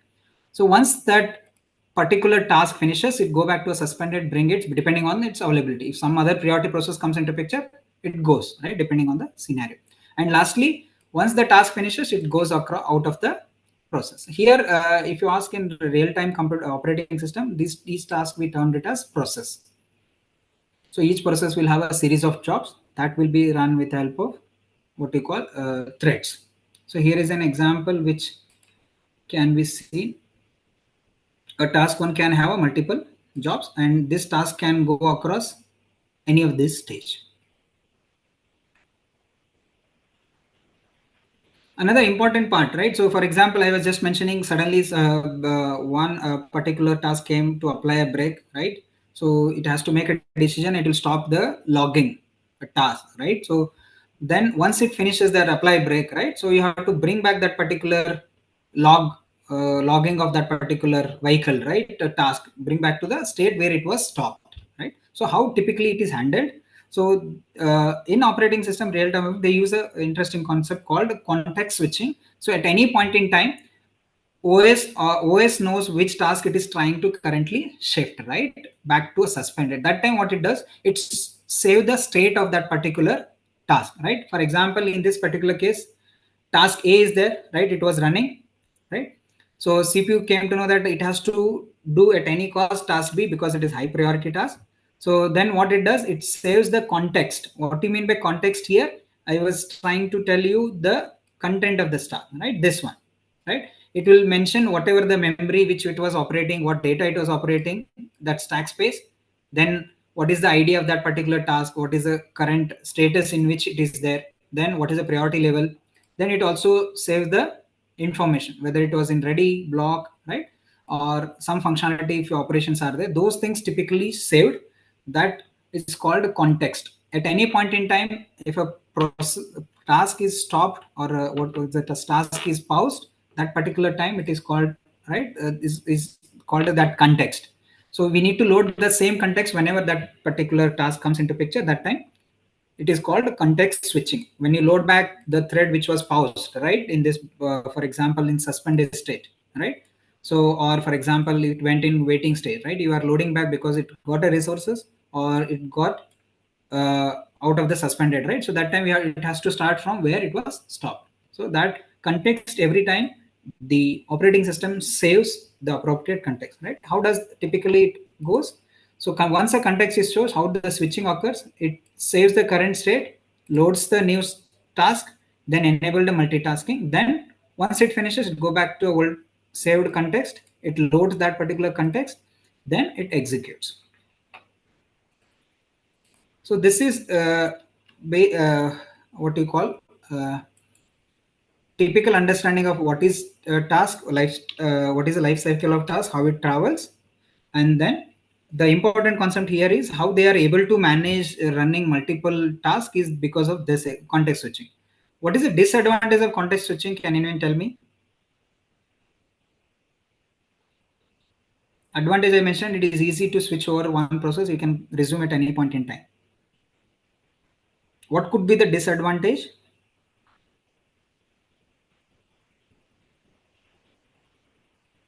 I think delay. Yes, one that is overhead is delay, right? Because whenever a task is arriving, right? So for example, this task came into picture, right? This was executing. Again, I have to load this task. If it means load in the sense related all the data I need to load first before start of the execution. So that time your CPU is idle, right? It is adding a overhead to your overall system, right? So as he has the correctly pointed out, the delay is more, right? Overall latency will be more if you have more context switching. If you switch more also, right? Scheduling is also has a disadvantage. This one in a series of transaction, you have more context switch. The performance of system will be low because it is spending more time rather than executing a task. It is spending more time on switching, right? So where the real-time operating system which you use in a system, right, it has very effective way of context switching, right? It tried to minimize the context switch depending on the scenarios. There are a lot of algorithm when at a given point in time, how much time, right? So typically they maintain the context details and they load. So the overhead is there, but it is necessary. Why? Because I gave an example, right? So logging was occurring. So we need to address some event, right? Some events we need to address, right? Immediately. We cannot ignore them or you cannot keep them waiting. So that is necessary for us in a real-time system because we need to meet the deadlines which is defined for that particular task, right? So due to which we are okay with overhead in this scenario, especially context switching, right? So then what are the types of tasks typically come across in real-time operating system? Those are categorized into three parts. One is a periodical real-time task, then a periodical task, and then with a sporadic, right, task, right? There are three types of tasks typically come across. So in this particular scenario, periodic, the name itself says they will be occurring at every time interval, right? So real-time tasks that repeatedly occur, right, for a certain time interval, right? For example, you might be checking, right? Take an example of what is the wheel speed currently I'm moving, right? So it has to be monitored continuously. So when you take a real RTOS, right? So depending on the application, right? These type of tasks come into picture. So for another example could be logging, right? Every 5 minutes it should log, or every 1 minute it should log the status of all the sensor, so that I can inform the device or we can inform the device status to the user saying that this is not working, right? That is periodically checking all the sensor. So this could be one type of task. And aperiodic tasks typically they occur at a random and they don't have a strict deadline, right? For example, if the event occurs, it should finish within 1 millisecond or 2 millisecond or 10 millisecond. So that is a deadline will be there, right? So that are called as hard deadlines, right? So aperiodic task can be what you call, right, taken care slowly, right? So they can occur at any time, right? Some sensor is not working, that diagnostic of that particular logging of that sensor can be one example. And yes, sporadic tasks are one which are need to be addressed. These are called as real-time interrupts, right? So typically to handle this, what the current automotive industry typically use, right? They use a hardware interrupt. These all can be managed with the help of software. You can manage, run, stop. But here, some of the important tasks where even that task event occurring, right, has to be sensed. If you use with the help of software, right, or a program, right, so interpretation itself consumes some amount of time. After activity, processing it and then identifying it will typically take more time, right? So they mostly avoid those and those kind of hard deadline activity they write as a hardware interrupt, where the hardware interrupt directly generates an activity to a OS saying that do this activity. So the amount of time will be less, right? So sometimes what happens, the task are interrupted with the help of these kind of interrupts. Those interrupts tell what action to be taken care, right? So sudden brake apply or close all the window, right?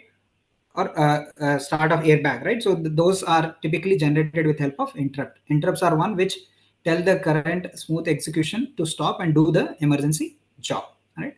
So typically they use to handle these type of tasks are generally dealt with a hardware interrupts, which are typically used, right? So they might occur anytime. They're not depending on the environment and scenarios. And these are hard deadline. Whenever that event occurs, you should finish within the prescribed amount of time. Else, the disaster might occur, right? For example, if you don't apply a brake within the sense of that particular person or a particular object near to the vehicle, right? So it might lead to a disaster, right? So braking should be done, emergency braking, how you apply, right? This could. So the task lifecycle is one part. Another, there are different types of tasks typically come across in the real-time scenario. So here just plotted out when these arrival pattern of any task, right? So just taken an example, right? So in this slide, you can see there is a series of event from 0 to 8, right? So in this particular, there are 3 different types of activities have come across, right? So in this particular case, you can see periodic event, they are occurring exactly at 3, right? Sorry, 1, then 3, then 5. There are activities, right, in periodic in nature, right? The examples we have seen. And yes, periodic can come at any abrupt time depending on the, and aperiodic time, right? So which are, so already the priority is given to these people. They are addressed first, then yes, periodic, and then periodic tasks are given. So this is just a notation to understand when this task arrives and how do we deal with them. Many questions in the chat box? Okay, I'm seeing one message. Okay.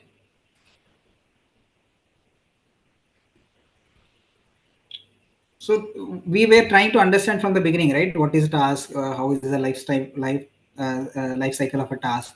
What are the types we come across? Why generally these tasks matter most, right?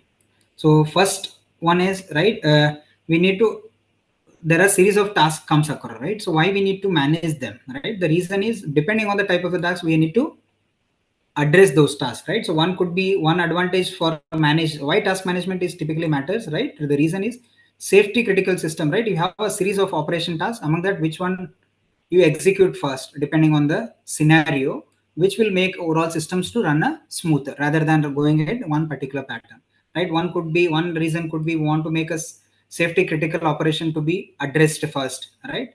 That time. And another could be, another advantage could be resource optimization, right? So where you can share across multiple right? One event is currently, right, one activity you have loaded, right, task, and it is waiting for one set of resources, right? If that particular time your CPU is free, right? So if you wait till that particular task enter till it finishes, and it is waiting for some other IO operation or something else, right? So that time what typically happens, the CPU is idle and the task is waiting for IO, it is in the CPU. So at that time your CPU is idle till the time it gets IO, right? So like this, if you do the, in the series of transaction, if you go, if you say that one task enters, finishes, right, sequentially, that time what will happen, the overall efficiency of that or overall use case of that particular CPU will not be effective, right? Whenever one task is waiting for some other resources, the other task can, which is waiting, can run, so that we can use the CPU at a full extent. That is, the overall execution entity can be used, or it could be with respect to memory also, right? Some task you have started, right? Memory in the sense here it is typically your RAM, right? where your all executable, right? The execution entities are stored, context are stored, right? So some tasks are gone waiting for long time and suspended. They never loaded, right? And there are your memory is currently full, right? So some other task which is want to execute, but because of memory it is not being loaded.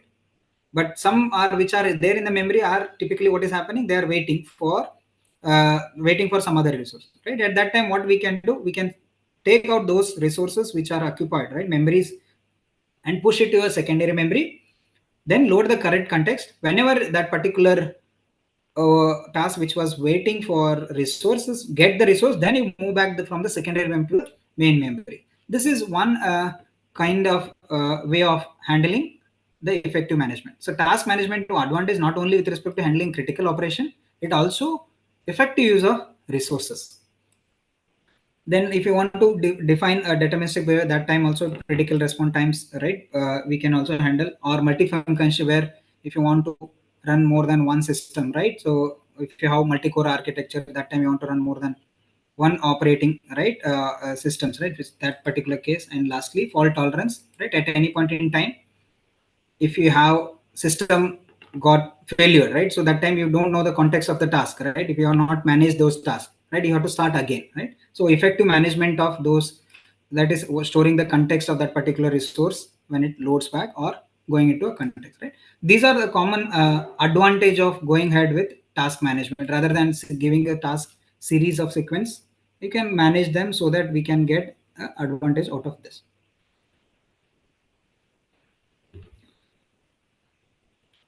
Next, we have like we are talking about the importance of task management. So how do you manage these tasks, right? To manage these tasks, we use a set of scheduling and prioritization algorithms, which typically helps in arranging and make use of maybe safety critical operation or resource optimization that will help in these scenarios, right? So now coming back to manage these resources, right? So when in real time system, we are saying that there should be every task should have a deadline and it should be achieved, right? So then how do you manage across all the tasks, right? If 4 or 5 tasks comes with a deadline, right? So how do you manage and interpret so that they execute smoothly? So we need to run based on, so how do you identify the deadline, which one need to be addressed first, right? So that's where the another priority comes into picture, the task weightage, or we call it as priority, right? So when as we already told, right, there are periodic tasks and aperiodic tasks.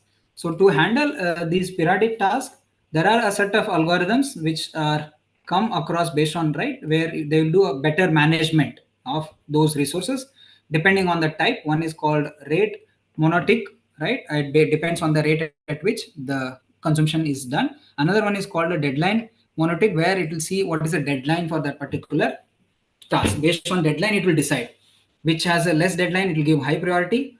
In monotic, which has a less execution time, it will give high priority. You can be, depending on the type, on the scenario, you can decide or application type, you can decide what type of algorithms can be used, scheduling algorithm can be used. For a periodic job, right? So these are typically handled with help of interrupts, which I was trying to tell, right? So whenever these are interrupts are one which stop the execution of these periodic stuff and start executing, right? To interrupt, right? These are handled with help of interrupts or diagnostic or emergency braking. These are some examples which I'm trying to tell here. So another algorithm to implement this product can be deferrable server. It's actually an interesting concept where every time the aperiodic task will get some amount of power. So whenever they occur, the overall power for handling those resources will go on reducing, and it will be sequential. So every time it will be resetting depending on the type of the scenario. So based on the task, based on the application type, right? So generally they're categorized into 2-3 scheduling mechanism, right? This scheduling mechanism gives a priority to the process, and how that priority is decided, it depending on the algorithm. Some algorithm take as a how much execution time it will take, that will be taken. Some take based on deadline. Some might take amount of time it take, right? Limited a fixed amount of time I'll give. How much time it uses, it will vanish over the time, right? Depending on the type. So these are 3 types of what you can say. Generally, the what you call scheduling algorithms are there, which are used for management of a task. So when we are saying priority, right? So priority can be of 2 types. right? One is called a fixed priority, another one is called dynamic priority. As name itself says, fixed priority. So once the system starts and the tasks are defined, and each task comes up with a particular priority, so that priority is fixed throughout the entity, right? Throughout the end, right? It will never change the priority of that particular. For example, for example, if you take the logging, right? So device logging data task, right? So if you given priority 3, right? So always it will be 3 in throughout the execution or throughout till you update that whole operating system based on the priority, right? It is fixed. Right? Such a priority is also defined. But what is the disadvantage of this fixed priority, right? Sometimes some tasks you assign, think that it might be enough, right? Initially the priority should be this. Based on the current scenario, environment type, the priority should change, right? So that time what happens, this kind of fixed priority scheduling algorithm will not perform better if the task behavior or task priority is in dynamic in nature, right? So such a time what will happen, always high priority task will preempt the low priority task. Even sometimes low priority task could need to be addressed, right? For example, logging data and displaying it on the screen, right? So it is not always required, but there is a serious maintenance is there, right? When there is a serious maintenance of that particular device logging, it has to be informed. If the priority doesn't change that time, what will happen, that will never be informed, and that could becomes sometimes might be a disaster, right? Disaster maybe depending on the type of the notification or logging device error it is generating, right? So such a scenario, the fixed priority scheduling will not work. And nowadays most of the if you take any, right, free RTOS or any other operating system, right, real-time operating system, right, they typically go with dynamic priority scheduling with any one of these scheduling algorithm. They don't go a static or a fixed priority algorithm, right? So this is one example. The priority never changes. So the priority of the task, right, related to the other never changes, right? The example I mentioned, right, the device logging. So initially it was 2, then suddenly it wants to give an emergency notification to the user, and that time it has to be addressed, even though some other high priority job is there, right? So that time, if you use this scenario, it will not work, right? So that's why most of the real-time operating system go with the dynamic priority scheduling. So dynamic priority scheduling, as its name itself says, the priority of each job can change at a runtime depending on the scenario or environment. So how do you decide, right? So that decision may be based on the current system state. As I given an example just now, that example could be an example for deadline, right? So deadlines, right, or remaining execution time. So anything can be even, right? So how do you decide the priority of that particular task? It could be a deadline or it could be a execution time which typically taken consideration, right? So in this particular case, dynamic priority, every time the operating system is evaluates their priorities depending on the behavior. That algorithm typically decides and then uses those algorithms to execute. So for example, you take an example of this earliest deadline first, right? This could be a metric I'm using to decide a priority. Earliest deadline first in the sense, for example, there are 4 tasks came in picture, right? So they say that the anti-braking, the brake apply should happen in 1 second, 1 millisecond. Then logging should happen in 3 millisecond. Then, for example, you can take the sensor, right? Water, right? The sensors which are kept to detect the distance, right? So that comes with 3 seconds, right? So in this particular case, one has 1 second, another has 10 seconds, another has 2 seconds. So this is within this amount of time, they have to finish the deadline, right? Among that, which has the lowest, right? That could be one approach, or other one, whichever comes with a early, right? Jobs with the earliest absolute deadline gets a higher score. This could be another example, right? If a new job even closer to the deadline arrives, it can be preempted because it is earliest, right? Sometimes you can go lowest also, lowest deadline first, or another could be lowest execution time, right? So defining a priority is based on any metric. Metric could be in real-time operating system, these two only. Majorly highest preference is given to deadline only. Then it comes with remaining execution time. So as I was saying at the previous slide, that the advantage of going ahead with real-time operating, you can vary the task load and manage unpredictable events, right? So dynamically you can decide which event to be executed depending on the surrounding environment which typically come across. And another advantage could be we can use, right, meeting a deadline, we can manage the CPU effectively based on overall utilization of CPU can be increased. And the dynamic priority especially helps for periodic and sporadic events when we don't have a fixed arrival of the interval, right? Example which I mentioned earlier, right? So how do you take these behavior, right? So these periodic events, right? It could be emergency braking, right? So those things, if you want to change, right? Sometime you want to change the priority of it, so we can use it. Yes. Any doubts? Okay, there is one. Okay, fine. Thank you. Next,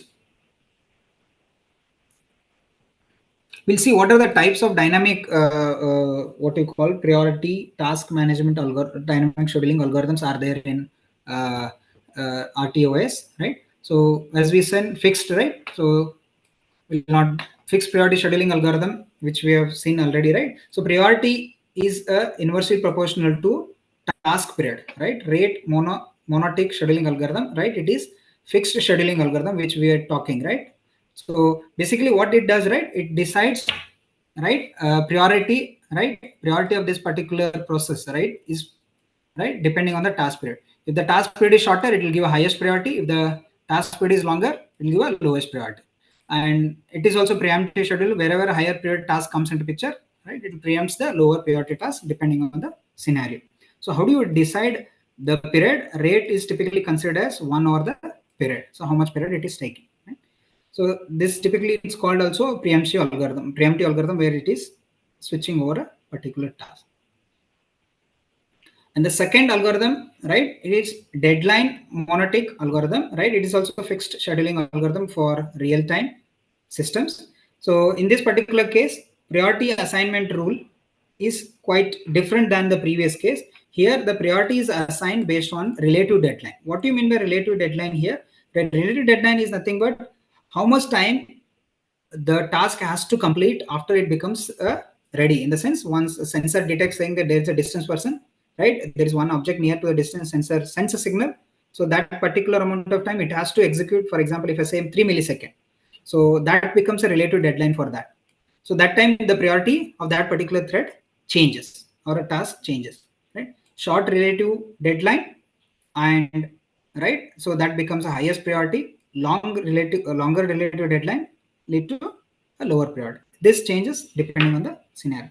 And if you take why it is fixed, for example, if you are building some particular set of tasks, right? So you know how much time duration that particular task to be taken care, right? So in that particular case, this becomes a fixed scenario because every sensor or every deadline we are defining it, right? It has to be done within this amount of time to avoid the disaster, right? So this is fixed, right? So any task comes across, it has its own fixed deadline, right? So that time, that's why priorities are fixed here.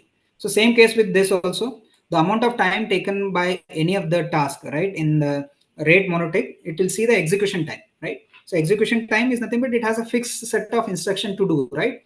Whether it could be calculation of number of, right? What is the at what rate I need to drive the car, or should I slow down, or should I brake, right? These are predefined tasks, right? It takes a minimal amount of time that is defined, right, for that particular task, right? So based on that, this also comes under static category. So we'll see one example on deadline monotic. I think that will be more clear. So just if you compare these both static deadline monotic versus rate monotic, rate here is execution time and deadline is the relative deadline, which just they are taking that metric to compare. So in this particular case, it is assigning, as I said, it's based on the task period, but this assigns based on deadline, but the task deadline equal to its period. So that time typically both behaves like a same. This is just a difference which I'm trying to tell you. So whenever you get a two task has the same deadline. So that time it will go with which has a shorter period that it will apply. That time it becomes rate monotic. So just to revisit and see what the deadline monotic rule, right? So here is an example. You can see there are 3 tasks. Each task has an execution time, right? So if I apply here in this, for example, rate monotic, right? So that time the task 1 will first finish, then task 2 will finish, then task 3 will finish, and then task 2 will finish. That is RM rule. Suppose if I apply DM rule, right? We have a relative deadline for that particular task, right? For example, break, right? Anti-break at what time, right? Once the event occurs, it should do that, right? Task within 3 millisecond or 5 seconds, right? That is a related deadline for each task. So among that, if you see, both are same only, execution time, right? Then 3 here, then 5, sorry, relative deadline time 3, 5, 4, right? So among this, first one is task T1, right? It will execute, then task 3 will execute, then task T5 will execute. So if you see the priority, T1 has a highest priority, then has a T3, then has a T2, right? So these three have. And same thing, if you apply RM rule in this particular case, it will work the same, right? Only if deadline changes, the appropriate scenario will be used. So I have taken one example just to understand where, right? The same example, suppose we have a railway signaling system, right? Monitoring 3 sensors on the track, right? We have a 3 sensors on the track, and there are 3 tasks come into picture, right? Which task to be done, right? So one description is emergency brake signal came, that is one task. Routine track status update, there is another task running on the RTOS, and the track occupancy detection, right? How much occupancy is there in the appropriate, right? These 3 tasks. So among this, by seeing this, which we have to address this, and there is a deadline, related deadline is 20 milliseconds. These are routine check, so it can be moved, right? So it can be delayed, right? These are defined one, right? So among this, in this example, first it will schedule T1, then it will go to T3, then it will go to T2. This is one example which for railway signaling system can be addressed. Suppose if I don't have this relative deadline and not observed, that time it will go ahead with this system. Most of the RTOS system typically uses, depending on the type of the scenario and the use case, they use appropriate use. And coming back to the aperiodic or sporadic task, right? So which algorithm typically we use? It's a differable server technique, which typically used to manage the interrupt or real-time task, right? Where abrupt events come across, how do you manage those resources? So for that purpose, typically they are used. So what is a differable server? So here is an example I'm just added here, right? So you can see differable server has some set of budget, right, which is allocated, need to be used, right? So for example, differable server, once they start, some sudden, right, break came and that becomes an interrupt. So that is need to be addressed immediately. It's a periodic or it could be sporadic task, right? That time the server period will be allocated to address these events. So how much time that particular interrupt or execution, right, handling and execution of that particular task occurs, right? So that will be deducted from the available server period. And next, till it goes to 0, right? So execution budget, right? Till it finishes execution budget, it will be using it. Once that execution budget finishes, then again, it will reset over the time. Hello?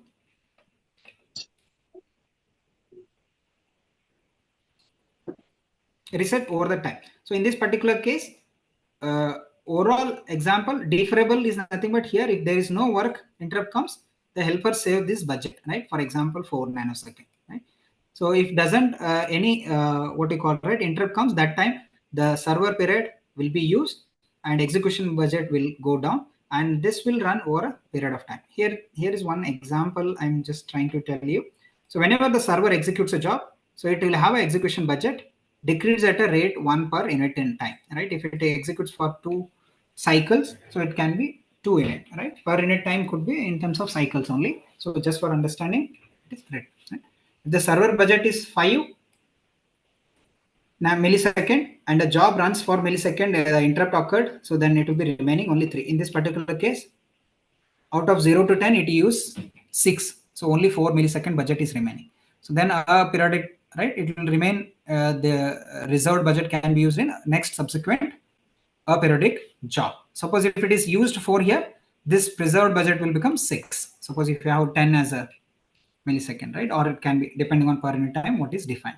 So how we will decide this by execution budget? So depending on the overall scenario and number of emergency tasks you have, right? Based on that, the appropriate scenario will be handled. So this is all about just an overview. What is task, right? What are the different task life cycles we have, status we have, then what is context switching, then what are the, how do you manage this task, why the task management is important, then is there any set of scheduling resources. So this is all about the understanding of what is task and basic overview and some example.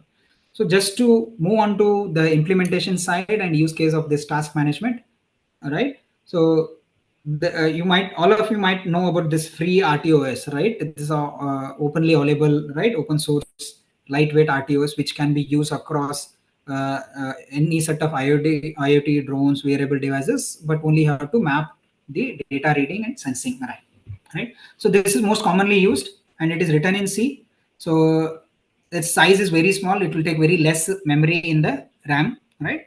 And the advantage of this RTO, you can do a preemptive scheduling, priority-based scheduler. You can define and do the task, right?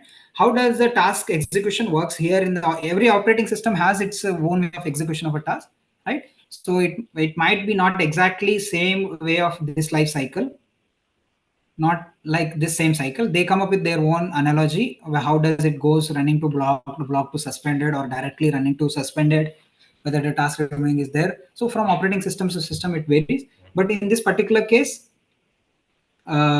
this free overview, right? Sorry, free RTOS operating system has this all status of a task where first it has a ready state, then it will go to running state.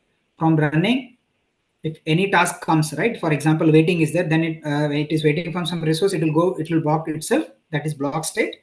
So at same thread which is running, some task come across right, interrupts, that OS moves that task to suspended. So how does it move from running, suspended to running, or waiting to running? It depending on the priority and other case. Based on scheduler again decides depending on the requirement, whether it has the resources or not. So those advantages are there, and these priority schedulers are there. You can just explore and you can implement. And the use case of RTOs can be this. These are some set of examples. If you have any doubts, just let me know. Else I'll go to next topic, the last part of the presentation. I'll just take 2 minutes break.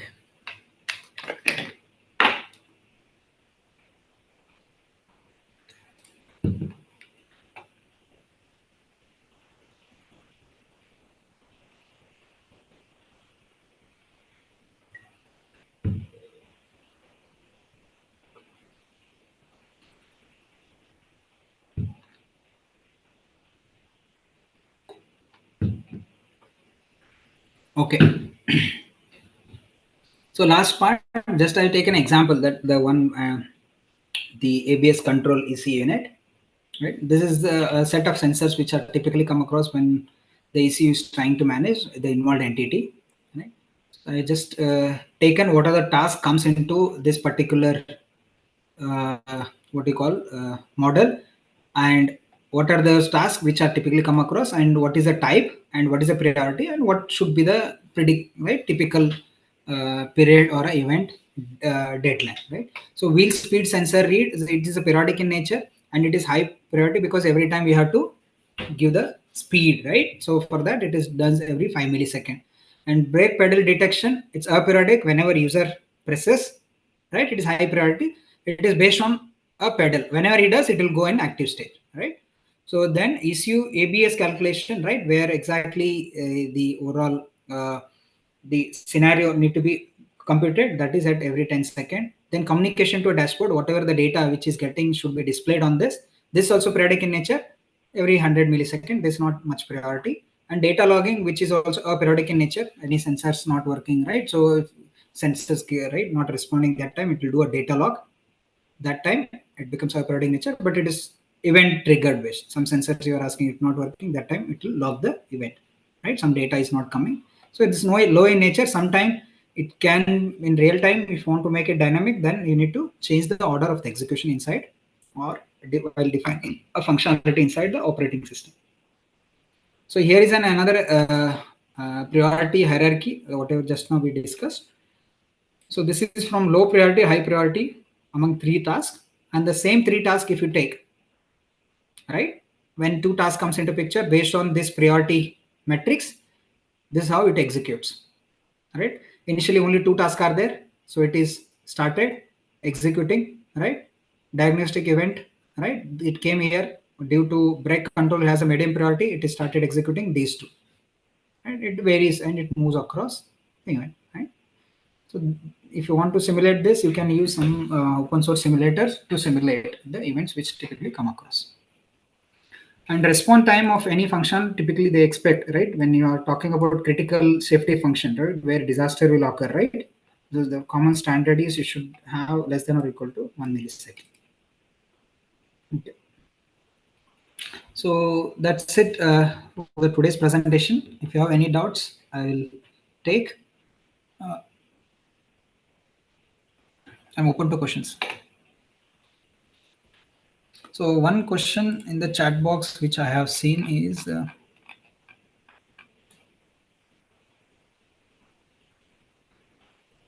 how would you synchronize multiple ECU communicating over CAN using RTOS? I think it is from Dr. Yashwant TR. So here you are talking about multiple ECU in the sense basically each control unit, right, are independent. What is happening in one control unit connected to some set of sensors, another control unit connected to some center, or both are using for doing in this case, right? If you want to maintain a synchronization, you should have a global reference timer, right? Even if you are communicating, if you want to communicate over CAN, we can use existing algorithms. Like there are some set of algorithms typically come across protocol, right? Communication over a CAN. So those algorithms can be, those protocol can be used for communication.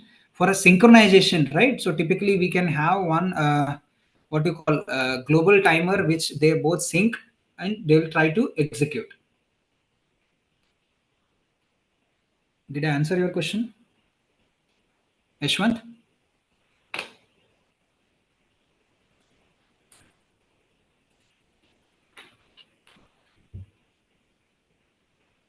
Okay.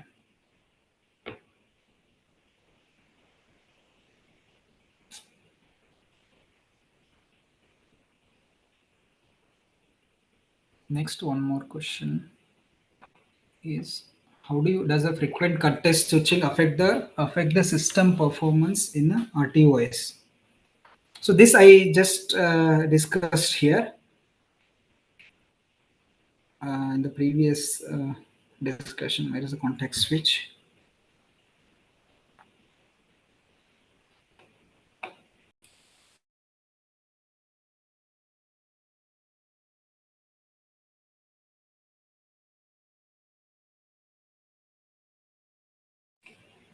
In this context switch, I just mentioned that typically it affects the performance if more context switch is there, right?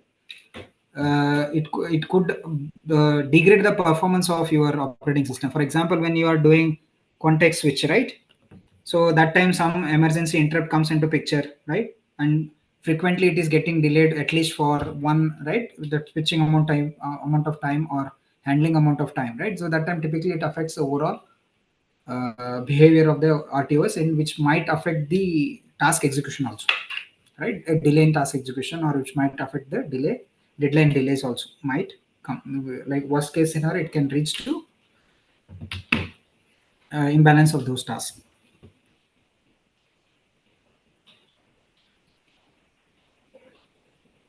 So if there are no other questions, hello.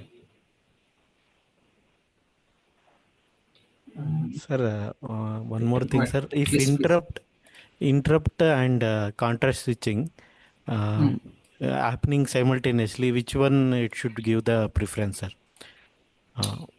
It should give a preference to interrupt only always. Sir, So context switch is just it is trying to load, right? In the sense it is a job, right? It is bringing a data which is required, right, from secondary memory to RAM, right? Or some data, right? For example, when you take control, there are some set of registers, right? You need to load back that data, right? So at that time interrupt comes, it has to stop, right? Interrupt means we need to address those scenarios.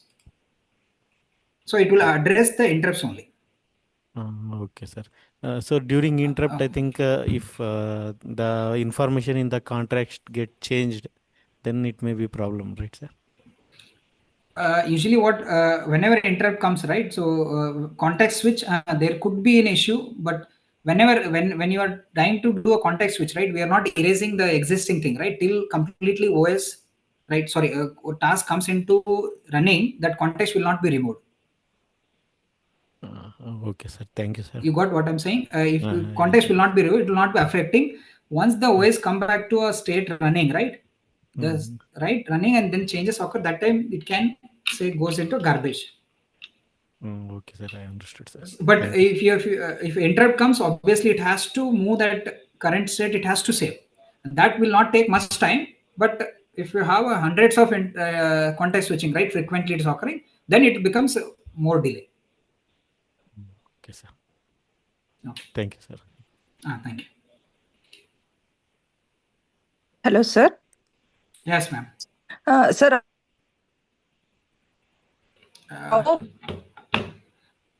One minute, ma'am. I think, can you repeat the question once again? how about handling deadlocks here? Here, handling deadlocks. Yeah. Deadlock, it depends on the like how currently the free OS typically handles those deadlocks, right? Commonly when you go to operating system, right? So we have like most commonly used banker algorithm, right, which we say that it will handle deadlock, Yes, sir. right? Yes, sir. But real time, if you see, that's very rare that the deadlocks occur, because the given the amount of resources currently we have, right, any system, right, the task, right, it is very rare chances. So deadlock may not occur much until unless you handle those scenarios, right? Generally, when you are writing this algorithm, right, writing this, for example, RTOS, on top of that, you are writing your functionality task defining, right? The scheduler also deals with that.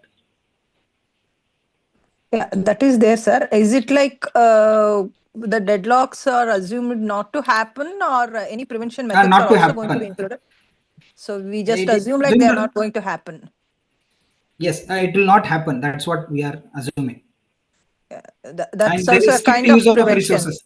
Yes, strict prevention in the sense we are making care that a task cannot overlap across resources.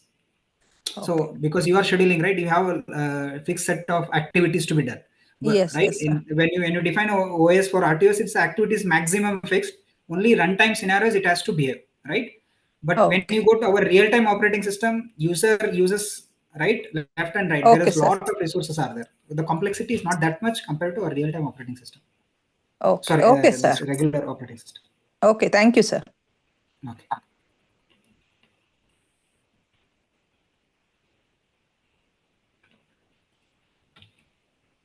Okay, I just I think just Dr. Komal. Hello.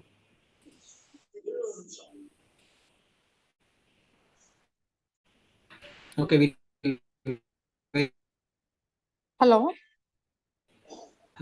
Hello, sir.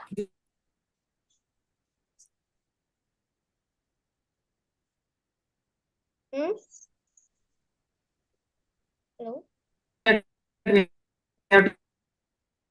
Finish at 9.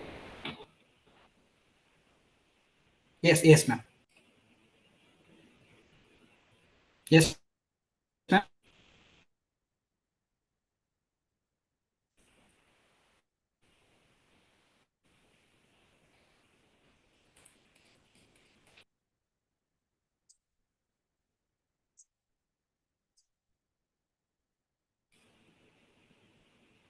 Hello, Hamsa madam. Hello. Madam. Yes, ma'am. Hello. Madam. Yes, you are audible. Go ahead. Thank you, sir. Thank you very much, sir. Thank you for your. Thank you very much, sir. Thank you for our accepting invitation, sir. On behalf of Sahib family. Okay, thank you so much. But I just covered an overview of task management. Yes, sir. Okay, sir. Thank you, sir. Thank you very much, sir.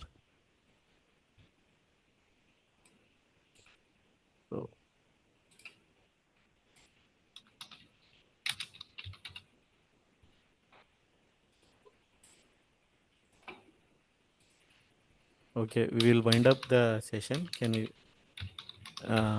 Thank you. I Good day. thank Good Bhimappa day. sir for giving an very beautiful presentation. I think even though I have taken RTOS, first time I have came across many concepts. Okay, which first time I listened and understood the concept. Thank you very much, sir. Thank you. Thank you. So we'll Okay, thank you for stop the feedback. session today.